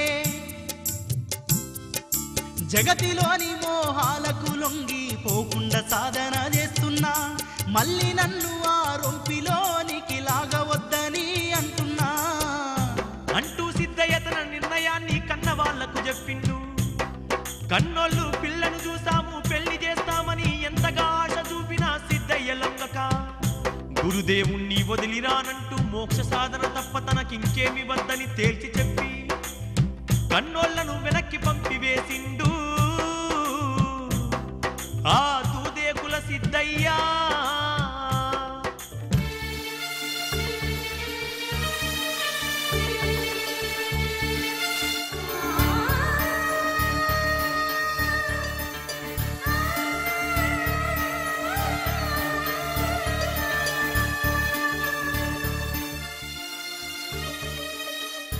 నాయనా సిద్ధ, కన్నవాళ్ళనలా బాధ పెట్టడం న్యాయమా? నీ వాళ్ళతో వెళ్ళి హాయిగా పెళ్లి చేసుకొని గృహస్థ ధర్మాన్ని పాటిస్తూ వంశాన్ని ఉద్ధరించడం నీ బాధ్యత కాదా? నీ వల్ల నాకు అపవాదు రాదా? మహమ్మదీయుడైన నీవు హిందూ మతాన్ని ఆశ్రయిస్తే మీ ప్రభువుకు నాపై కోపం రాదా? హిందూ మతం అంటేనే మీ నవాబులకెంతో ద్వేషమే. నీ మూలాన ఈ రెండు మతాల నడుమ వైరాన్నెందుకు కలగజేస్తావు? నా మాట విని ఇంటికి వెళ్ళు నాయనా. గురుదేవ, సర్వమెరిగిన మీరే సర్వసంగ పరిత్యాగినైన నాకీ వ్యామోహాలను ఎలా ఉపదేశిస్తున్నారు స్వామి? ఎన్ని జన్మలెత్తితే మీ వంటి సద్గురువు సన్నిధానం నాకు దొరుకుతుంది? మీకు నేనంతగా భారమేతి చెప్పండి, మీ ముందే ప్రాణత్యాగం చేసుకుంటాను, కానీ మీ చరణాలు విడిచి వెళ్ళను స్వామి. అనగానే స్వామివారు సిద్ధయ్యను ఓదార్చి బ్రహ్మోపదేశాన్ని బోధించి శిష్యులను వెంటబెట్టుకొని దేశ సంచారం చేస్తూ హైదరాబాదు నగరాన్ని చేరి ప్రజలకు జ్ఞానబోధలు చేస్తుంటే స్వామివారి మహత్యాన్ని విన్న హైదరాబాదు నవాబు స్వామిని చూడాలనుకుని సకల మర్యాదలతో తమ సంస్థానానికి పిలిపించుకున్నాడు ఆ నగర నవాబు.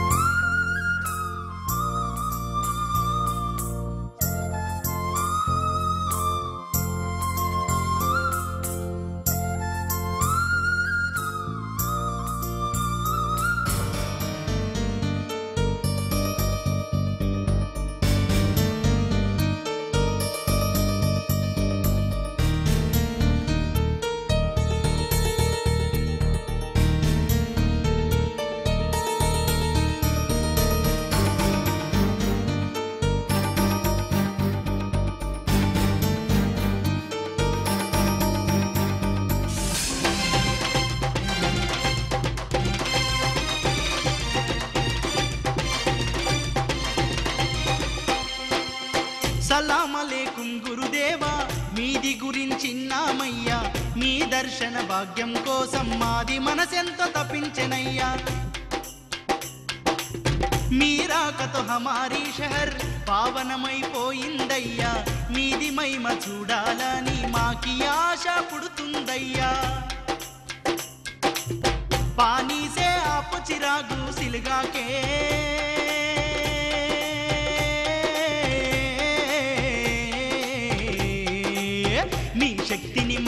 అందరికీ చాటండి, మీ కరుణను మా పైన కురిపించండి. జహాపన, ఇంత చిన్న పనికి నేనెందుకయ్యా? ఏ బావిలో నుంచైనా నీళ్లను తెప్పించి ఈ ప్రమిదలో పోయించు, నీ చేతే ఆ ప్రమిదను వెలిగింపజేస్తాను.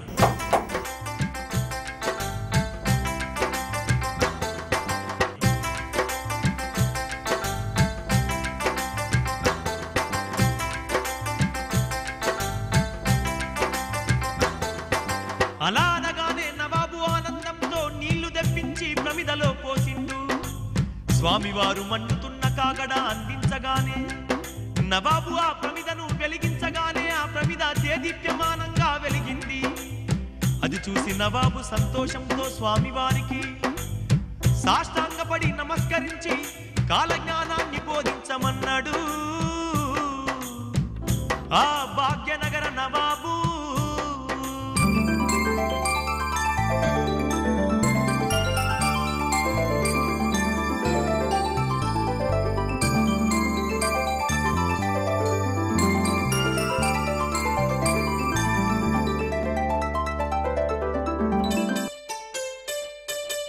ఆరే దొండా తీగ నా మఠముపై పుట్టి 7 గడియల్లోనే మఠమంతా పాకి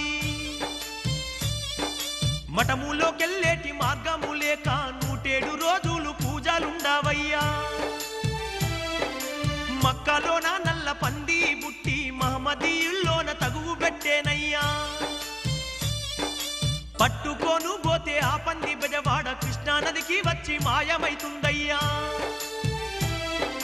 అరికాలి మంటలు నెత్తికి ఎక్కి వేలాది జనులు అరిచి చస్తారయ్యా.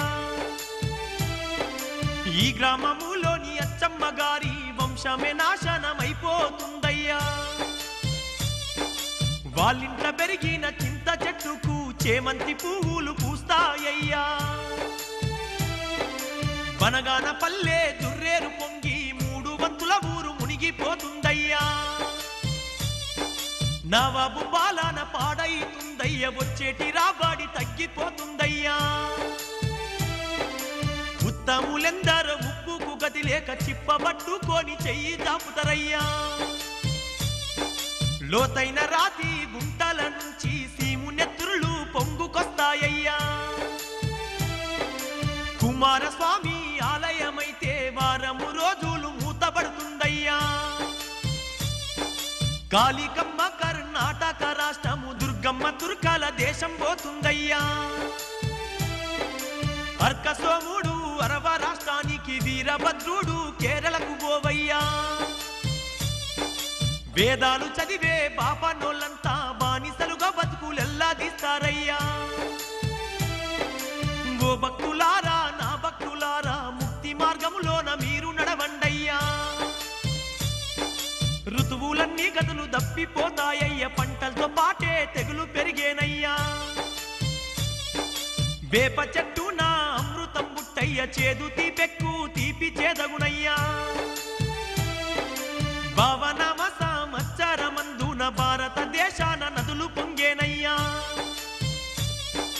25 పట్నాలలోన రక్తపు టేరులు పారుతవయ్యా. కృష్ణా నది తీరాన ఒకనాడు 7 పుట్ల నల్లులైతే రాలేనయ్యా. పల్నాడులోని బాపనయ్యింట కాకర పాదుకు చింతకాయలు గుట్టు. నరుడు నక్కలాగా ఊలానే బెట్టు, నక్క నందిలాగా రంకాలే బెట్టు. పందేమో నాయన అని కూత బెట్టు, ఏనుగు అమ్మాని కేకాలే బెట్టు. అరచేత పుళ్ళతో మోకాళ్ళ మంటలతో తొడలల్ల పోటెన్నో బుట్టేనయ్యా. అగ్గి వర్షముతోని విషపు గాలులతోని దుష్టులెంతో మంది రాలిపోతారయ్యా. మూసి నది పొంగి ఈ నగరమంతా మునిగిపోయి మళ్ళా నిర్మింపబడుతుంది. ముత్యమంతా బంగారము కూడా దొరకని రోజు ముందు ముందొస్తుంది. కలియుగము 5000 ఏళ్ళైనాక కాశీలోని గంగ ఎండిపోతుంది. నీచుల ఇల్లు సిరి సంపదలతో కలకలలాడుతూ వెలిగిపోతుంది.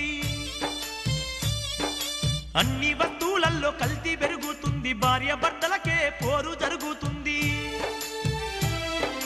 కొడుకులు తల్లుల్ని, కోడళ్ళు అత్తల్ని కొట్టేటి చంపేటి రోజైతే వస్తుంది. ఈ జగమంతా ముందు ముందు అనాథ పిల్లలతో నిండిపోతుంది. గుడ్లకు ఒక్కటి అరవడం వల్ల గుత్తి కోటానే కూలిపోతుంది. నేను చెబుతున్నా ఈ కాల జ్ఞానం దేవరహస్యమని మరువబోకండి. గోభక్తులారా, నా బిడ్డలారా, నేను చెప్పుతున్న ఈ కాల జ్ఞానం దేవరహస్యమని మరువబోకండి. ఓ భక్తులారా, నా బిడ్డలారా.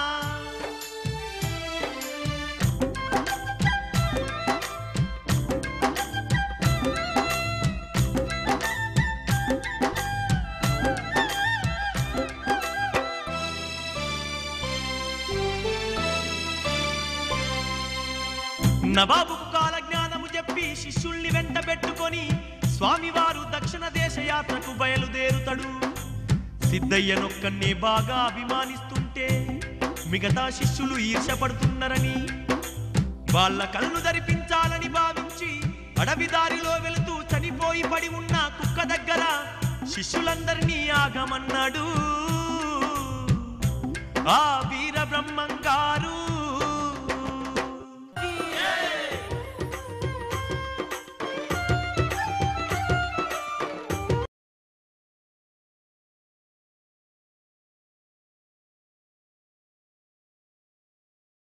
సేవా దీక్షను తీసుకున్నవారే కదా.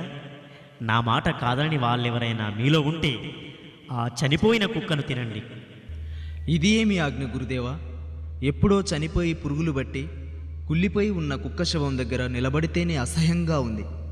అలాంటి కుక్కని ఎలా తినమంటారు స్వామి? గురుదేవా, ఈ తనువు మనసు మీది. మీరేది చెప్పినా చేసే మీ పాదసేవకుణ్ణి. మీరు నా సోదరులకిచ్చిన ఆజ్ఞను నెరవేర్చడానికి నేను సిద్ధంగా ఉన్నాను స్వామి.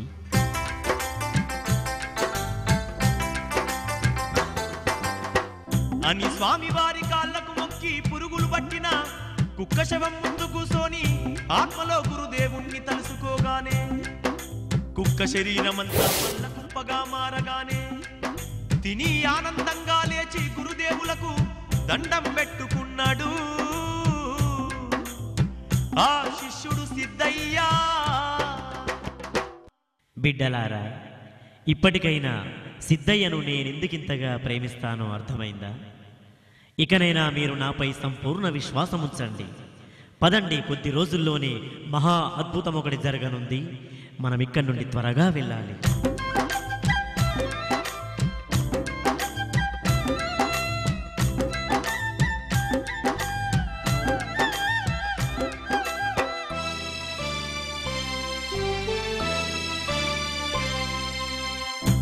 తన శిష్యుల్ని వెంట పెట్టుకొని స్వామివారు ఒక మఠానికి చేరుకోగానే శిష్యులంతా నిద్రలోకి జారిపోతారు. స్వామివారు సిద్ధయ్య వేదాంత విషయాలు మాట్లాడుకుంటుంటే పక్కనే ఉన్న ఒక చెట్టు కింద కుష్ఠరోగంతో తన భార్య ఒడిలో పడుకొని దీనంగా ఏడుస్తున్నాడు ఒక బ్రాహ్మణోత్తముడు.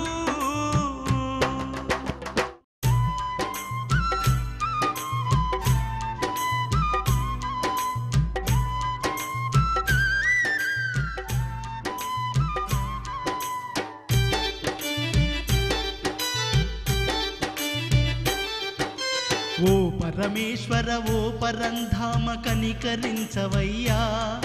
ఈ నరకయాతనకు నన్నెందుకు గురి చేస్తున్నావయ్యా? నేను చేసిన అంతటి ఘోర పాపమేమిటయ్యా? కరుణాంతరంగుడవు అనుకుంటే ఇంత కఠినమెందుకయ్యా? ఓ ప్రాణసఖీ, వీపున నన్ను మోసుకుంటూ ఎన్ని తీర్థాలకు నన్ను దిప్పుతుంటవు. నేను చేసిన పాప కర్మలకు ఫలితమిదేనేమో. నన్ను చేసుకున్న పాపానికెన్ని బాధలు పడుతున్నావో. కడుపు నిండుగా నీకు తిండెన్న పెట్టలేకపోతే నిన్ను కన్న కష్టములు పెట్టుకుంట కన్నీళ్ళ పాలు చేస్తే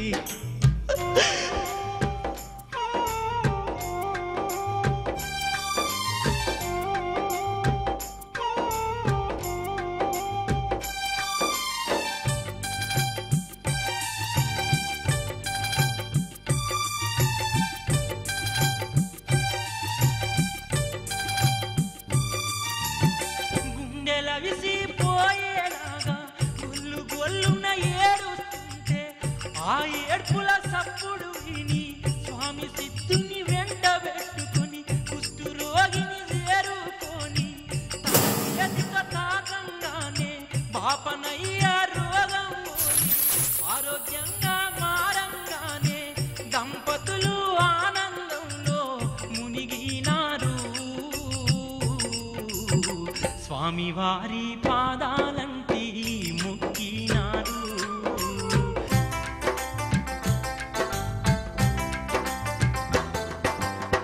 ఆ దంపతులు స్వామి దగ్గర సెలవు తీసుకోగానే స్వామివారు సిద్ధయ్యకు పునర్జన్మ గురించి వివరించి శిష్యులతో కలిసి కందిమల్లయ్య పల్లె చేరుకున్నాడు.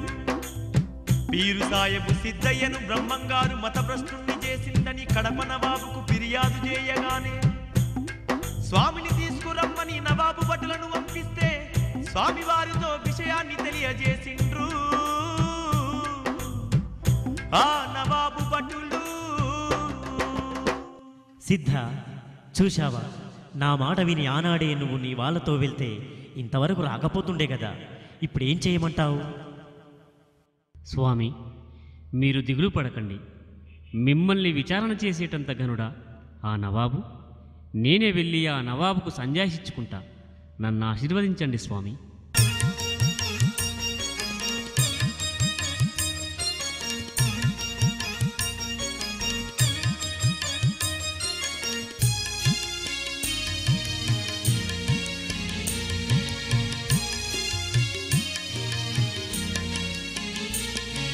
స్వామి దీవెనలు పొంది సిద్ధయ్య భటులతోని బయలుదేరిండే.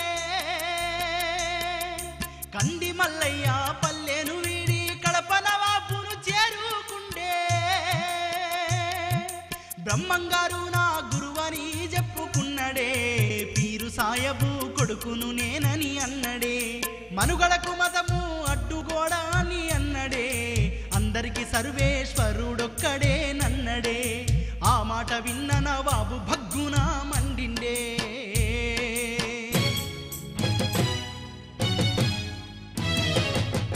గురువు గొప్పోడని గర్వంతోని సిద్ధయ్య నీ కళ్ళు నెత్తికి ఎక్కినవేమో సిద్ధయ్య. కడప నవాబంటే ఏమనుకున్నావు సిద్ధయ్య? నన్నెర్ర చేస్తే కాలిపోతావురో సిద్ధయ్య. ఈ నవాబుకు సలాము చెయ్యాలనే జ్ఞానమన్న నీకు లేకనే పాయే. జహాపన, నా సలాంను స్వీకరించే శక్తి నా గురుదేవులకు శ్రీ వీరబ్రహ్మేంద్రులకు మాత్రమే ఉంది. మీకంత శక్తి లేదు కాబట్టే సలాం చెయ్యలేదు. సిద్ధయ్య అన్న మాటలకు నవాబేమో భగ్గున మండగా సిద్ధయ్య సముదాయించి నల్లరాయిని తెప్పించుమనగా నవాబిచ్చిన ఆజ్ఞ మేరకు భటులు నల్లని పెద్ద రాయిని సభా మధ్యల నిలబెట్టంగా సిద్ధయ్య గురువును తలచి నల్లరాయికి తాను సలాము చెయ్యంగానే నల్లరాయి బల్లు ముక్కలైన రాయిని చూసి ఆ నవాబు దిక్కముఖము వేసుకునే ఆ నవాబు సిద్ధయ్యకు చేతులనెత్తి ముక్కినాడు.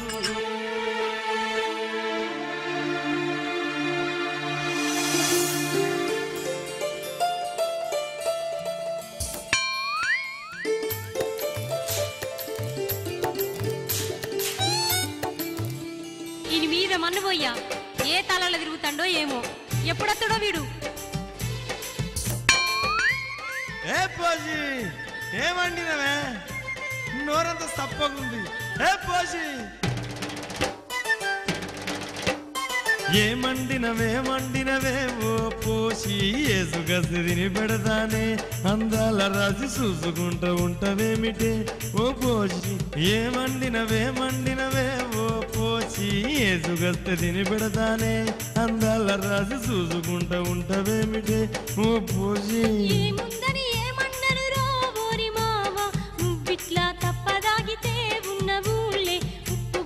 ఉట్టదు మనకు ఓరి మామ ఏముందని ఏమన్నను రో ఓరి మామ నువ్విట్లా తప్పదాగితే ఉన్న ఊళ్ళే ఉప్పు కూడా ఉట్టదు మనకు ఓరి మామ మామ నా మాటిను మామ ఏమే ఊళ్ళే నేనంటే పడి సత్తరే మాసాల్తీ నాకు పైసా పుట్టదా అని బానే మాట్లాడినావు తీయగా ఏ పోసి ఏందే నీ సంగతి నీ అవ్వ నేను చూసి పడిసత్తండ్రు మరిగా కౌసు ముక్కలుంటేయాక ఓ పోచి మాడి చెక్కలేసిన వెందే అందాల రాజి కడుపు మాడకూడదవెందుకే ఓ పోచి నీ అవ కౌసు ముక్కలుంటేయాక మాడి చెక్కలేసిన అందాల రాజి కడుపు మాడకూడదవెందుకే ఓ పోచి చేసిన కష్టం ఒక్క రాత్రి తాగుడుకే తగలేస్తుంటే రేపు రేపు మాడి చెక్క కూడా దొరకదు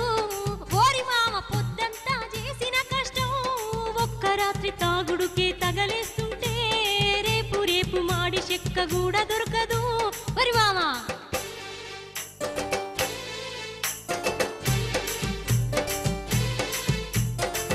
ఏ పోసి ఏమనుకున్నా ఈ కక్కడంటే కక్కేదాకా తాగుతాడే నీ అవ్వ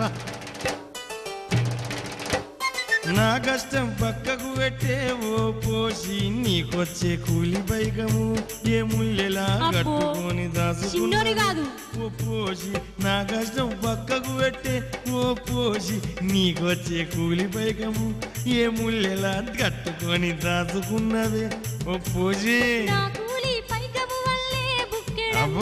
తిండి నన్న తింటున్నాము లేకుంటే కడుపు మాడి సచ్చేటోళ్ళము ఓరి మామ ఇక నన్న మానకపోతే నాయి మామ ఉరి పోసుక సస్తను చూడు ఓరి మామ ఉరి పోసుక సస్తను చూడు ఓరి మామ ఈయన మీద మన్ను పోయ్యా ఈయన మీద దుమ్ము పోయ్యా పొద్దంతా పని వేసి సంసారం వెళ్ళదిక్కుంటి కౌసు కావాలా ఈయనకి కౌసు ఈడు మారేదెప్పుడో నా తలరాత బాగుపడేదెప్పుడో నాకంటే ఎక్కువ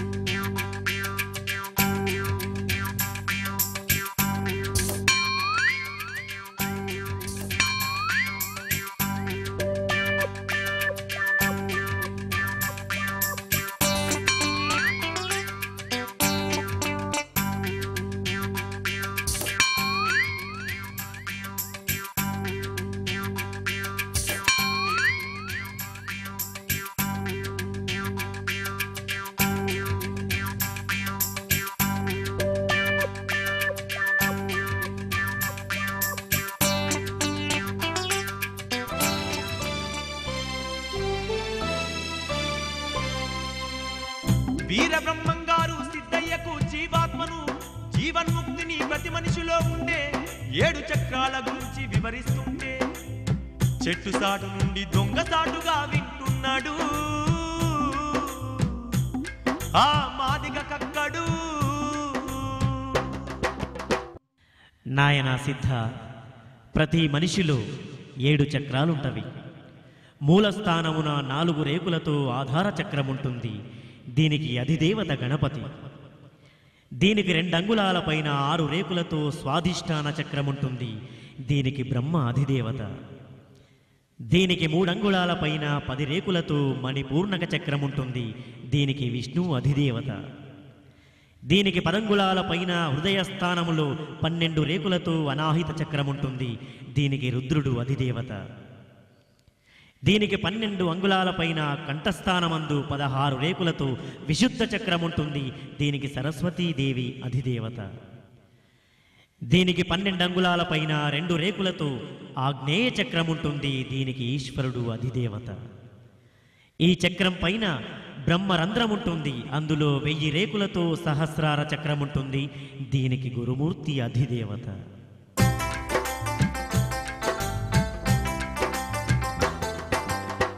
మనిషిలో ఉన్న 7 చక్రాల గురించి చాటు నుండి విన్న కక్కడు వీర బ్రహ్మేంద్ర స్వామి సాక్షాత్తు దేవుడే అని నమ్మి భక్తితో దండం పెట్టుకొని వెనుదిరిగి తన ఇంటికొచ్చి గాఢ నిద్రలో ఉన్న తన భార్యను చూసిండు.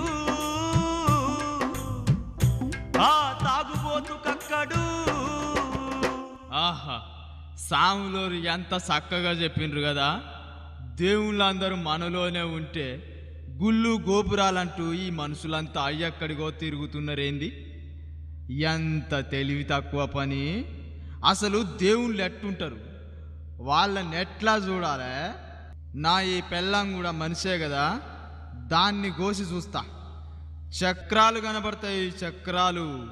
దేవుళ్ళు కనబడతారు కదా అనుకుంటూ మాదిగా కక్కడు కత్తి చేతన పట్టుకొని నిద్రపోయిన భార్య కడుపులో కత్తి దించి పరపరగూసి 7 చక్రాలు ఎక్కడున్నాయని దేవతలు కనిపించరేమిటని నెత్తురు పేగులు మాంసంలో పిచ్చివాడై వెతికి వెతికి చంపుకున్న భార్యను చూసి గుల్లుమన్నాడు. వీర బ్రహ్మం మోసగాడని అనుకున్నాడు. అంతులేని ఆవేశంతో కత్తి పట్టుకొని వీర బ్రహ్మం మఠము దిక్కు పరుగు తీసిండు.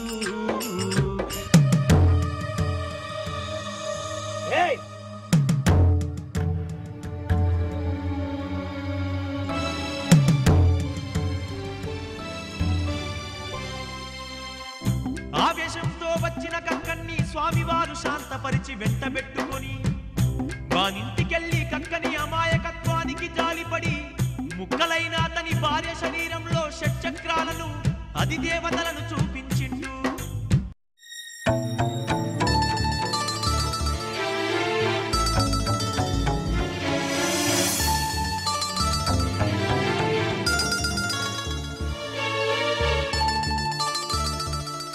అది చూసి కక్కడు పశ్చాత్తాపంతో శరణు కోరగానే తన మహిమతో వాడి భార్యను బతికించి వారిని దీవించి వెళ్ళిండు.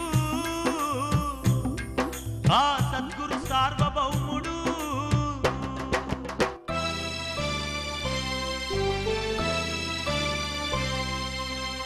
వీర బ్రహ్మయ్య శిష్యులతో కలిసి దేశ సంచారం చేస్తూ నంద్యాల చేరుకొని దివ్యమైన జ్ఞాన బోధల్ని చేస్తుంటే వేలాది మంది జనులు స్వామిని దర్శించి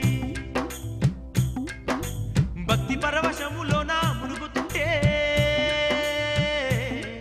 విశ్వ బ్రాహ్మణులొక్కరైనా రాకపోయే. రాని వాళ్ళ చెంతకు ఆ స్వామి కష్టమనుకోకుండా వెళ్ళగానే విశ్వ బ్రాహ్మణులంతా గర్వంతో విర్రవీగిపోతుంటే ఆ స్వామి. అయ్యలారా, మేమంతా కందిమల్లయ్య పల్లె నుండి వచ్చినాము. ఎందరో భక్తులు మా దర్శనం చేసుకున్నా మీరైతే మా దర్శనానికి రాలేదు. అందుకే మేమే మీ దర్శనం చేసుకోవడానికి వచ్చినాము. నంద్యాల విశ్వబ్రాహ్మణులు ఎంతో సంపన్నులని ఆశగా వచ్చాము. ఆశ తీరకపోగా ఆకలి మాత్రం దహించి వేస్తుంది. మీరంతా పెద్ద మనసుతో మాకు భోజనం ఏర్పాటు చేస్తే మేమెంతగానో సంతోషిస్తాము. మీరిలా కులవృత్తిని మాని ఊరూరు పగటి పిచ్చగానిలా తిరుగుతుంటే మాకే సిగ్గుగా ఉంది. విశ్వబ్రాహ్మణుడైనందుకు ఈ ఒక్క పూట మీకు తిండి ఏర్పాటు చేస్తాము. ఎంత భోజనం వండుమంటావు? మీరు ఎంత పిడితే అంత తినేంత ఆకలితో ఉన్నాం. పుట్టెడు బియ్యం వండుమంటావా? చిత్తం. స్వామివారి సమాధానానికి విశ్వబ్రాహ్మణులకు చిర్రెత్తిపోయి నిజంగానే పుట్టెడన్నాన్ని వండించి గుట్టలా పోస్తారు.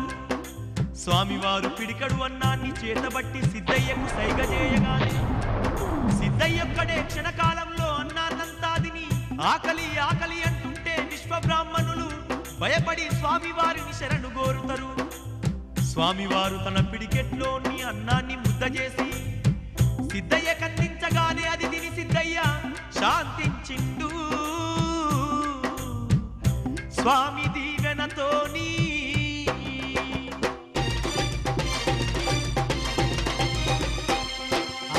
గర్వపడ్డ విశ్వ బ్రాహ్మణులు తనను శరణు కోరంగానే శాంతించిన బ్రహ్మంగారు తత్వాన్ని ఉపదేశించి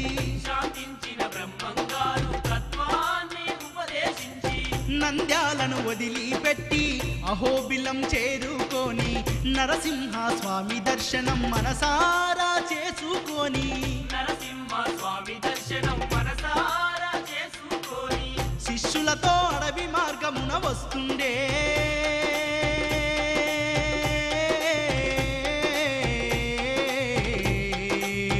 అలసిపోయి చెట్టు కిందనే ఆగిండే స్వామి శిష్యులకు కాలజ్ఞానం చెబుతుండే. శ్రీశైలాన గాలివానలు పెరిగి పెద్ద బండారాళ్ళు ఎగిరిపోతాయ్యా. భ్రమరాంబ గుళ్ళోకి 2 తలల ముసలి వచ్చి అమ్మలోన నీలమైతుందయ్యా. శ్రీశైలాన మల్లికార్జున స్వామి మనుషులతోని మాట్లాడుతాడయ్యా. శివుడి కంట నుండి నిప్పులే కురువంగ గౌరమ్మ కన్నీరు మున్నీరైతుందయ్యా. రాచరి కాలన్నీ చెల్లిపోతాయ్యా. రాతి బతవన్నేమో రంకెలేస్తాడయ్యా. ముండమో పూలంత ముత్తైదులు కాగా మగవాళ్ళు లోకాన తగ్గిపోతారయ్యా. 3 కల్లావుకు మనిషే బుట్టి పండితులతోనే చర్చ చేస్తాడయ్యా. వెన్ను మీద 2 రెక్కలతోని వింత మనుషులు పుట్టుకొస్తారయ్యా. తూర్పు దిక్కున 9 మూరాలతో చుక్క ఒకటి పుడుతుందయ్యా. హంపిలోని శ్రీ ఆంజనేయ స్వామి ఆవేశాన అరిచి మూలుగుతాడయ్యా. తెర మీద బొమ్మలు రాజ్యమేలేనయ్య. తెలివిలేనోళ్ళే రాజులైతారయ్యా. రాయదుర్గములోన రామచిలుక ఒకటి వీరధర్మాలెన్నో బోధిస్తుందయ్యా. పాతాల గంగలో నీళ్లు ఎండిపోగా తాడి పత్రుల మేక మాట్లాడుతుందయ్యా. ఉత్తర దేశాన కోమట్ల వంశాన గాంధీ అనేవాడు పుడతాడయ్యా. కృష్ణ నది పొంగి కనక దుర్గమ్మ ముక్కు పోగును తాకుతుందయ్యా. ఓ భక్తులారా నా బిడ్డలారా కృష్ణ నది పొంగి కనక దుర్గమ్మ ముక్కు పోగును తాకుతుందయ్యా. ఓ భక్తులారా నా బిడ్డలారా.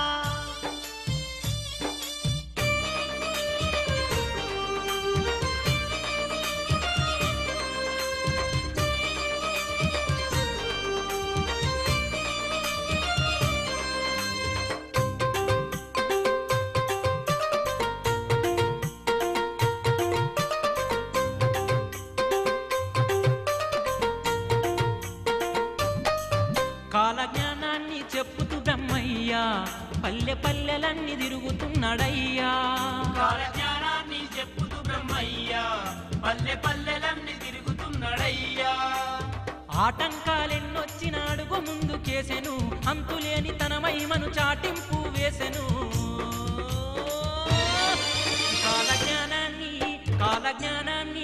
కాలజ్ఞానాన్ని చెప్పుతూ బ్రహ్మయ్యా పల్లె పల్లెలన్నీ తిరుగుతున్నాడయ్యా.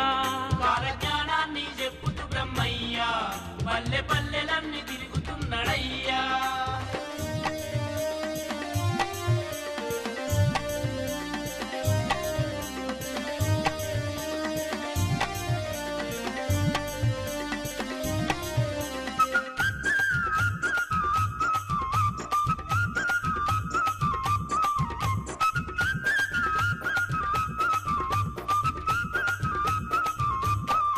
పుష్పగిరి అగ్రహారములోని వేద పండితులతో వాదనలేసేసి. పుష్పగిరి అగ్రహారములోని వేద పండితులతో వాదనలేసేసి. మనుషులందరూ ఒక్కటే అన్నాడు. మూసుకున్న కళ్ళు తెరిపించినాడు. మనుషులందరూ ఒక్కటే అన్నాడు. మూసుకున్న కళ్ళు తెరిపించినాడు.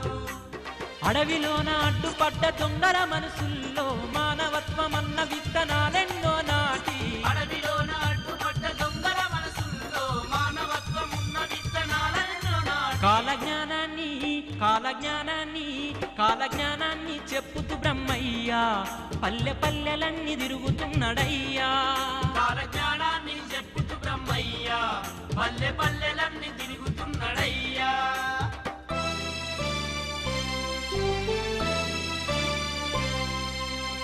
దేశ సంచారం ముగించుకొని స్వామివారు కంది మల్లయ్య పల్లెలోని తన మఠానికి చేరుకొని ప్రశాంతంగా పడుకున్న గోవిందమ్మను వెన్నుదట్టి నిద్ర లేపిండు ఆ దీన బాంధవుడు. గోవిందమ్మ, నేను చెప్పే మాటలు సావధానంగా విను. శ్రీ వీరబ్రహ్మేంద్ర స్వామిగా నా ఈ అవతారాన్ని చాలించే సమయం ఆసన్నమైంది. వీరభోగ వసంతరాయులుగా మళ్ళీ జన్మించి కలియుగాన్ని ఉద్ధరించాల్సిన బాధ్యత నాపై ఉంది. అందుకే నేను సమాధి స్థితిలోకి వెళ్ళాలనుకుంటున్నాను. సమాధి అవుతారా? నన్నుంటరి దాన్ని చేసి వెళ్తారా? స్వామి, ఏమి కోరికయ్యా ఇది? స్వామి, ఆ మాటనకు నే వినలేకుంటినయా, నీవేనా సర్వస్వమని నేననుకుంటినయ్యా. నువ్వు లేని ఒంటరి బతుకు నాకెందులకయ్యా, నీతోని ఎడబాటును నేను భరించలేనయ్యా. స్వామి, నిండు ముత్తైదవగా నీ సేవ చేసుకుంటూ ఉండాలనుకున్న స్వామి, నన్ను విడిచి వెళతావా స్వామి?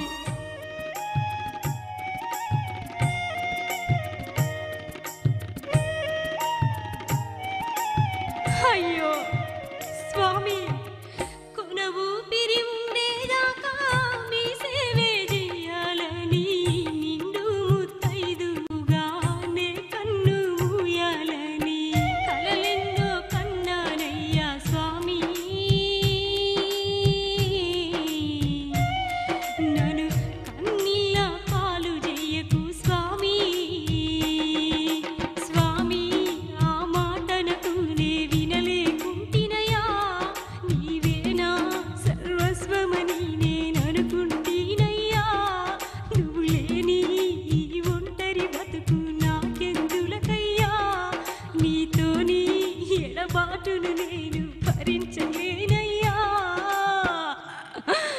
అయ్యయ్య ఓ పిచ్చి గోవిందమ్మ, స్వార్థమన్నది వదిలిపెట్టమ్మా, సాటి వారికై ఆలోచించాలమ్మా. ఈ జన్మలో లోక కళ్యాణం కోసం ఉండలేనమ్మా నేను నీ కోసం, సంపుకోవమ్మా నీ ప్రేమ భాషం. నా చరణ దాసివైనందుకే నీ జన్మ చరితార్థం అయింది. నా పేరు ఉన్నంత కాలము నీ పేరు కూడా నిలిచిపోతుంది.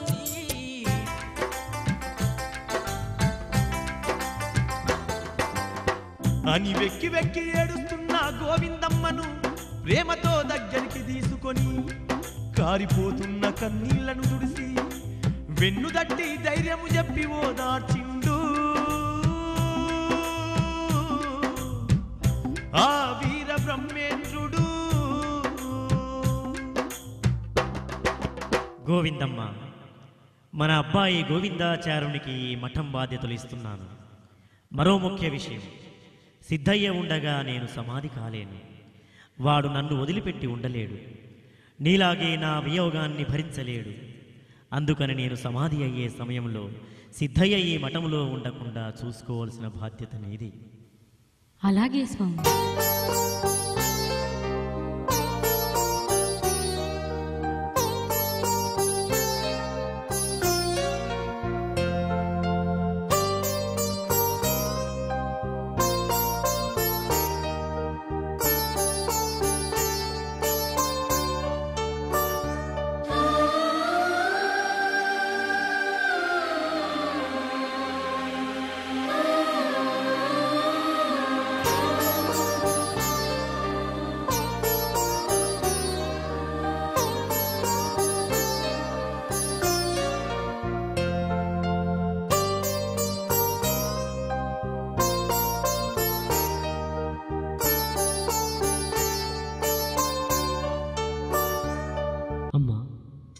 ఏమిటమ్మా, ఏదో చెప్పాలనుకుంటున్నావు? అవును సిద్ధ, రేపు మీ గురుదేవులు పూజ చేసుకోవడానికి పువ్వులు కావాలి. ఆ పువ్వులు బనగానపల్లికి వెళ్ళి నువ్వే స్వయంగా తీసుకురావాలని గురువుగారి ఆదేశం. అంతకన్నా భాగ్యమేమున్నది తల్లి, ఇప్పుడే బయలుదేరుతాను.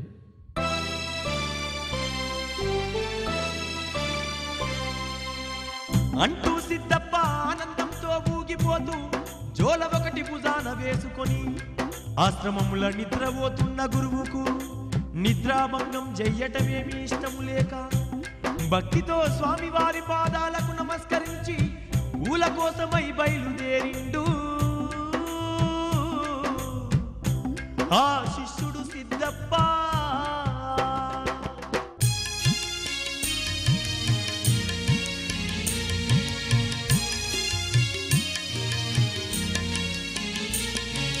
పూల కోసమై పాపం సిద్ధయ్య బనగాన పల్లెకు బయలుదేరిండే. కొండలు వాగుల నన్ని దాటి అడవిలోన పరుగు తీస్తుండే.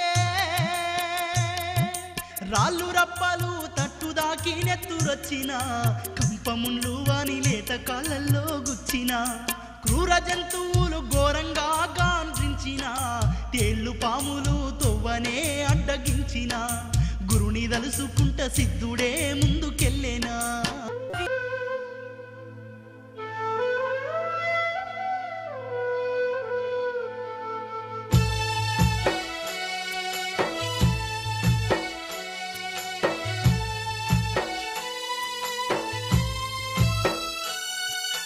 కదులుతున్నడు కాలజ్ఞాన పురుషుడు. సమాజాన్ని వీడి సమాధి స్థితిలోకి, ఈ సమాజాన్ని వీడి సమాధి స్థితిలోకి కదులుతున్నడు కాలజ్ఞాన పురుషుడు.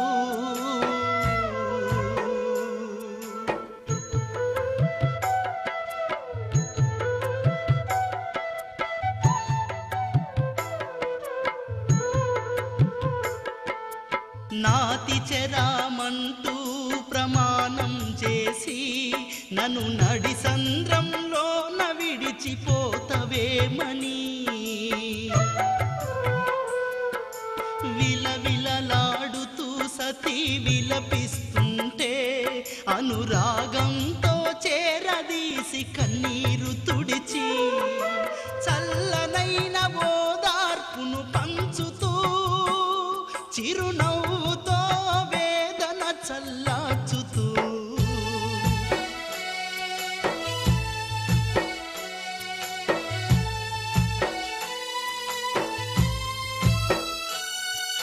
తండ్రి నువ్వు లేని మా జన్మెందుకని తనయులంతా తలచి తలచి దుఃఖిస్తుంటే జ్ఞానజ్యోతినే పంచిన గురుదేవుణ్ణి ఇక కానలేమని శిష్యులు అల్లాడుతుంటే మనిషిగా నేనెక్కడ ఉన్నను, నా దీవెనలు మీ వెంటుంటాయని.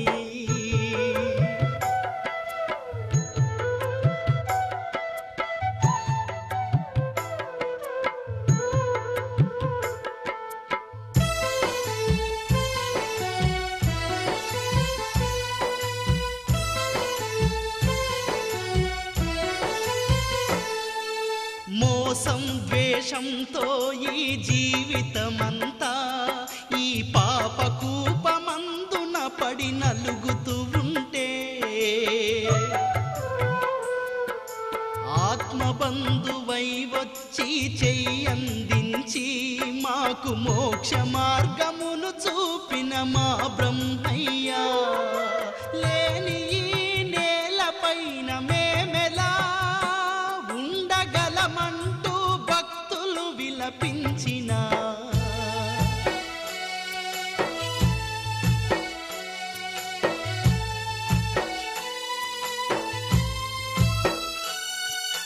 గురు పూజకు పువ్వులకై ఆ సిద్ధప్ప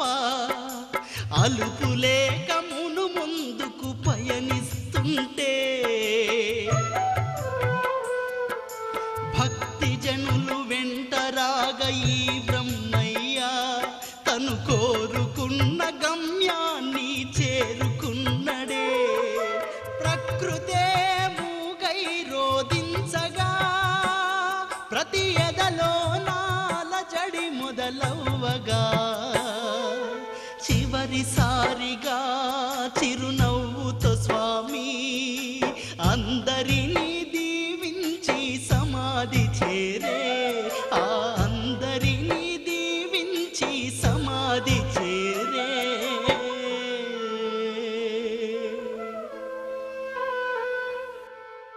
వీరబ్రహ్మేంద్రుడు సమాధి కోసము అన్ని సిద్ధంగా చేయించుకొని శిష్యులందరికీ దీవెనలిచ్చి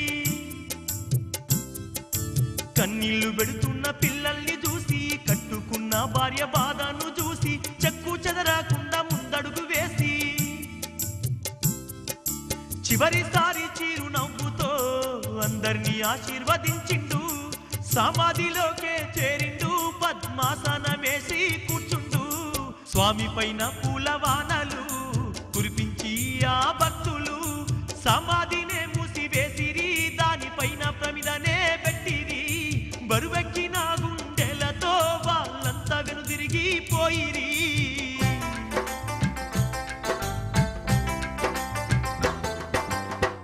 పూల కోసం బనగానపల్లెకు వెళుతున్న సిద్ధయ్య అడవి మార్గంలో చెమటలు గారుతున్నా అలసిపోకుండా గురుదేవుణ్ణి స్మరిస్తూ ముందుకు వెళుతుంటే వీరబ్రహ్మేంద్ర స్వామి వారే ముసలి బాపనయ్య రూపాన సిద్ధయ్యకు ఎదురు వచ్చిండు. తన మహిమను చాటిండు. ఎవరు నాయనా నువ్వు? ఇంత హడావిడిగా ఎక్కడికో వెళ్తున్నావు? అయ్యా, నా పేరు సిద్ధయ్య. నా గురువు శ్రీ వీరబ్రహ్మేంద్ర స్వాముల వారు పూజ చేయడానికి బనగానపల్లె వెళ్ళి పువ్వులు తెమ్మన్నారు. అందుకే బనగానపల్లె వెళ్తున్నాను. పిచ్చివాడ, తెల్లవార్లు నడిచినా నువ్వింకా సగం దూరం కూడా వెళ్ళలేదు. నువ్వు బనగానపల్లె వెళ్ళేదెప్పుడు? పూలు తీసుకుని నీ గురువును చేరేదెప్పుడు? నీవు నిజంగా గురువును నమ్మిన వాడివైతే, నీ గురువు నిజంగా శక్తి సంపన్నుడే అయితే, నీ గురువును తలుచుకొని ఇక్కడే ముళ్ళు లేని 3 ఆకుల్ని కోసుకొని నీ జోలలో వేసుకో. అవే నీ గురువు కోరుకునే పుష్పాలైతాయి.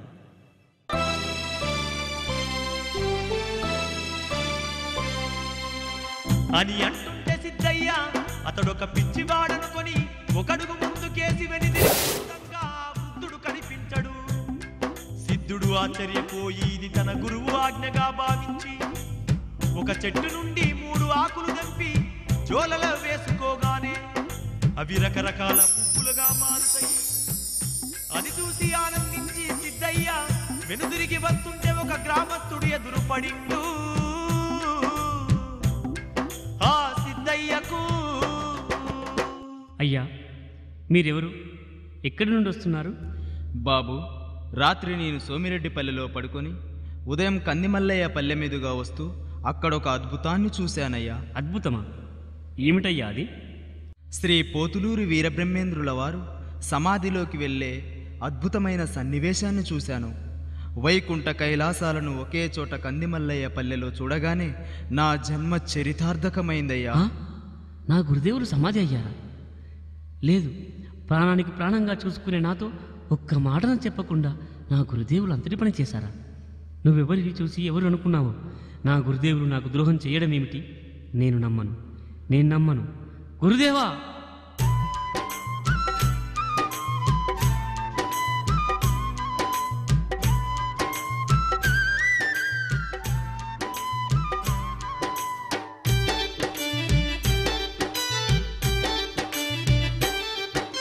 జోలెలోన నిండిన పూలన్నీ నేల రాలిపోగా తన కంటి ముందర కారు చీకట్లు కమ్ముకొని పోగా గుండెను చేతితో బిగబట్టి సిద్ధయ్య అడవి నుంచి తన గురువు కోసమై పిచ్చివాడిలా పరుగు తీసుకుంటూ మఠమును చేరి ఆశ్రమంలోకి అడుగెడుతుంటే గోవిందయ్యే అడ్డుగా నిలిచిండే. ఆగు! ఎక్కడికి వస్తున్నావు? నీచుడా, పవిత్రమైన మా మఠంలో కాలుబెట్టే మా తండ్రి గారిని సమాధి చేసి సిగ్గులేక ఏం ముఖం పెట్టుకొని వస్తున్నావు? తక్షణమే ఇక్కడి నుంచి వెళ్ళిపో. అయ్యా, నా గురుదేవులయ్యా, గురుదేవులా, అదిగో ఆ సమాధిలో ఉన్నాడు. ఇంత ఘోరం చేసినవేమయ్యా,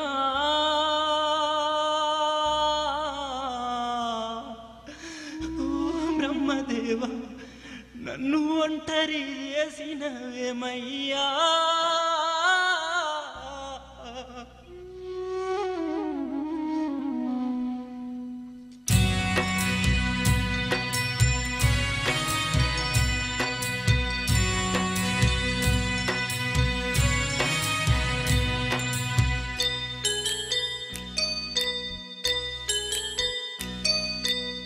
ఇంత ఘోరం చేసినవేమయ్యా,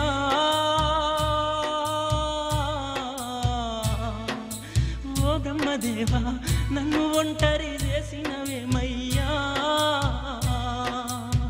ఇంత ఘోరం చేసినవేమయ్యా,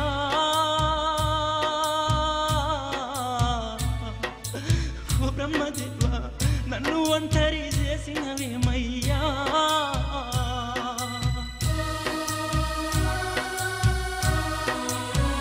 స్వామి, నన్ను విడిచి వెళ్ళావా?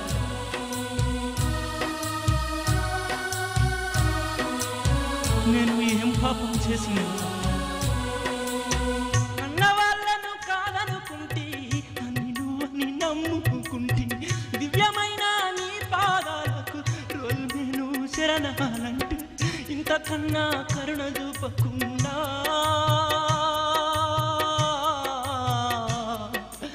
ఓ బ్రహ్మదేవ, ఇంత మోసం చేసినవయ్యా, ఇంత ఘోరం చేసినవేమయ్యా.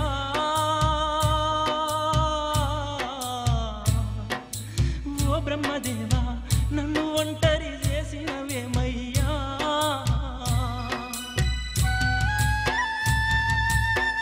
అమ్మా, ఏమిటమ్మా ఇది?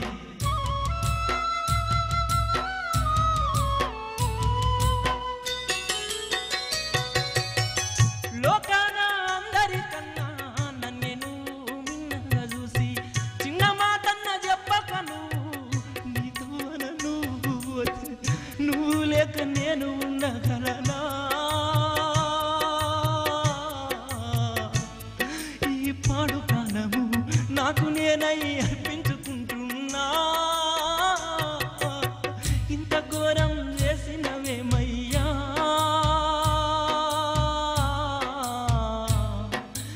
ఓ బ్రహ్మదేవ, నన్ను ఒంటరి చేసినవేమయ్యా. స్వామి, నేను బ్రతకనయ్యా, నువ్వు లేని నాకు ఈ జన్మెందుకయ్యా? స్వామి, నన్ను నీ దగ్గరికి తీసుకెళ్ళయ్యా. స్వామి, స్వామి, స్వామి.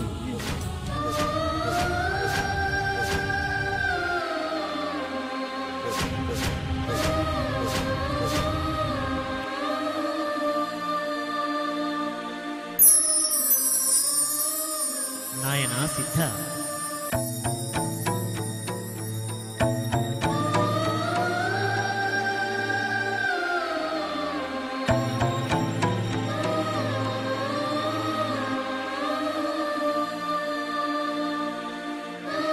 బాధపడకుండా నేను చెప్పేది విను. నీవు తక్షణమే నీ ఇంటికి వెళ్ళి తల్లిదండ్రులను కలుసుకొని చక్కని అమ్మాయిని వివాహం చేసుకొని పిల్లా పాపలతో చల్లగా ఉంటూ నాలాగా రాజయోగాన్ని స్వీకరించు. భవిష్యత్తులో నా వంశమంతా నిర్వంశమవుతుంది. నీ వంశవృక్షం పెరిగి పెద్దదవుతుంది. పెదవీరయ్య అనేవాడు నీ కొడుకుగా జన్మించి పరమనిష్టాగరిష్ఠుడై తపోధనుడై వర్ధిల్లుతాడు. మన గురువు శిష్యుల సంబంధం ఆ చంద్రార్కం నిలిచిపోతుంది. ఇవిగో నా పాదుకలు, బెత్తము, యోగదండము, శిఖాముద్రికలు స్వీకరించి రాజయోగివై కలకాలం వర్ధిల్లు నాయనా.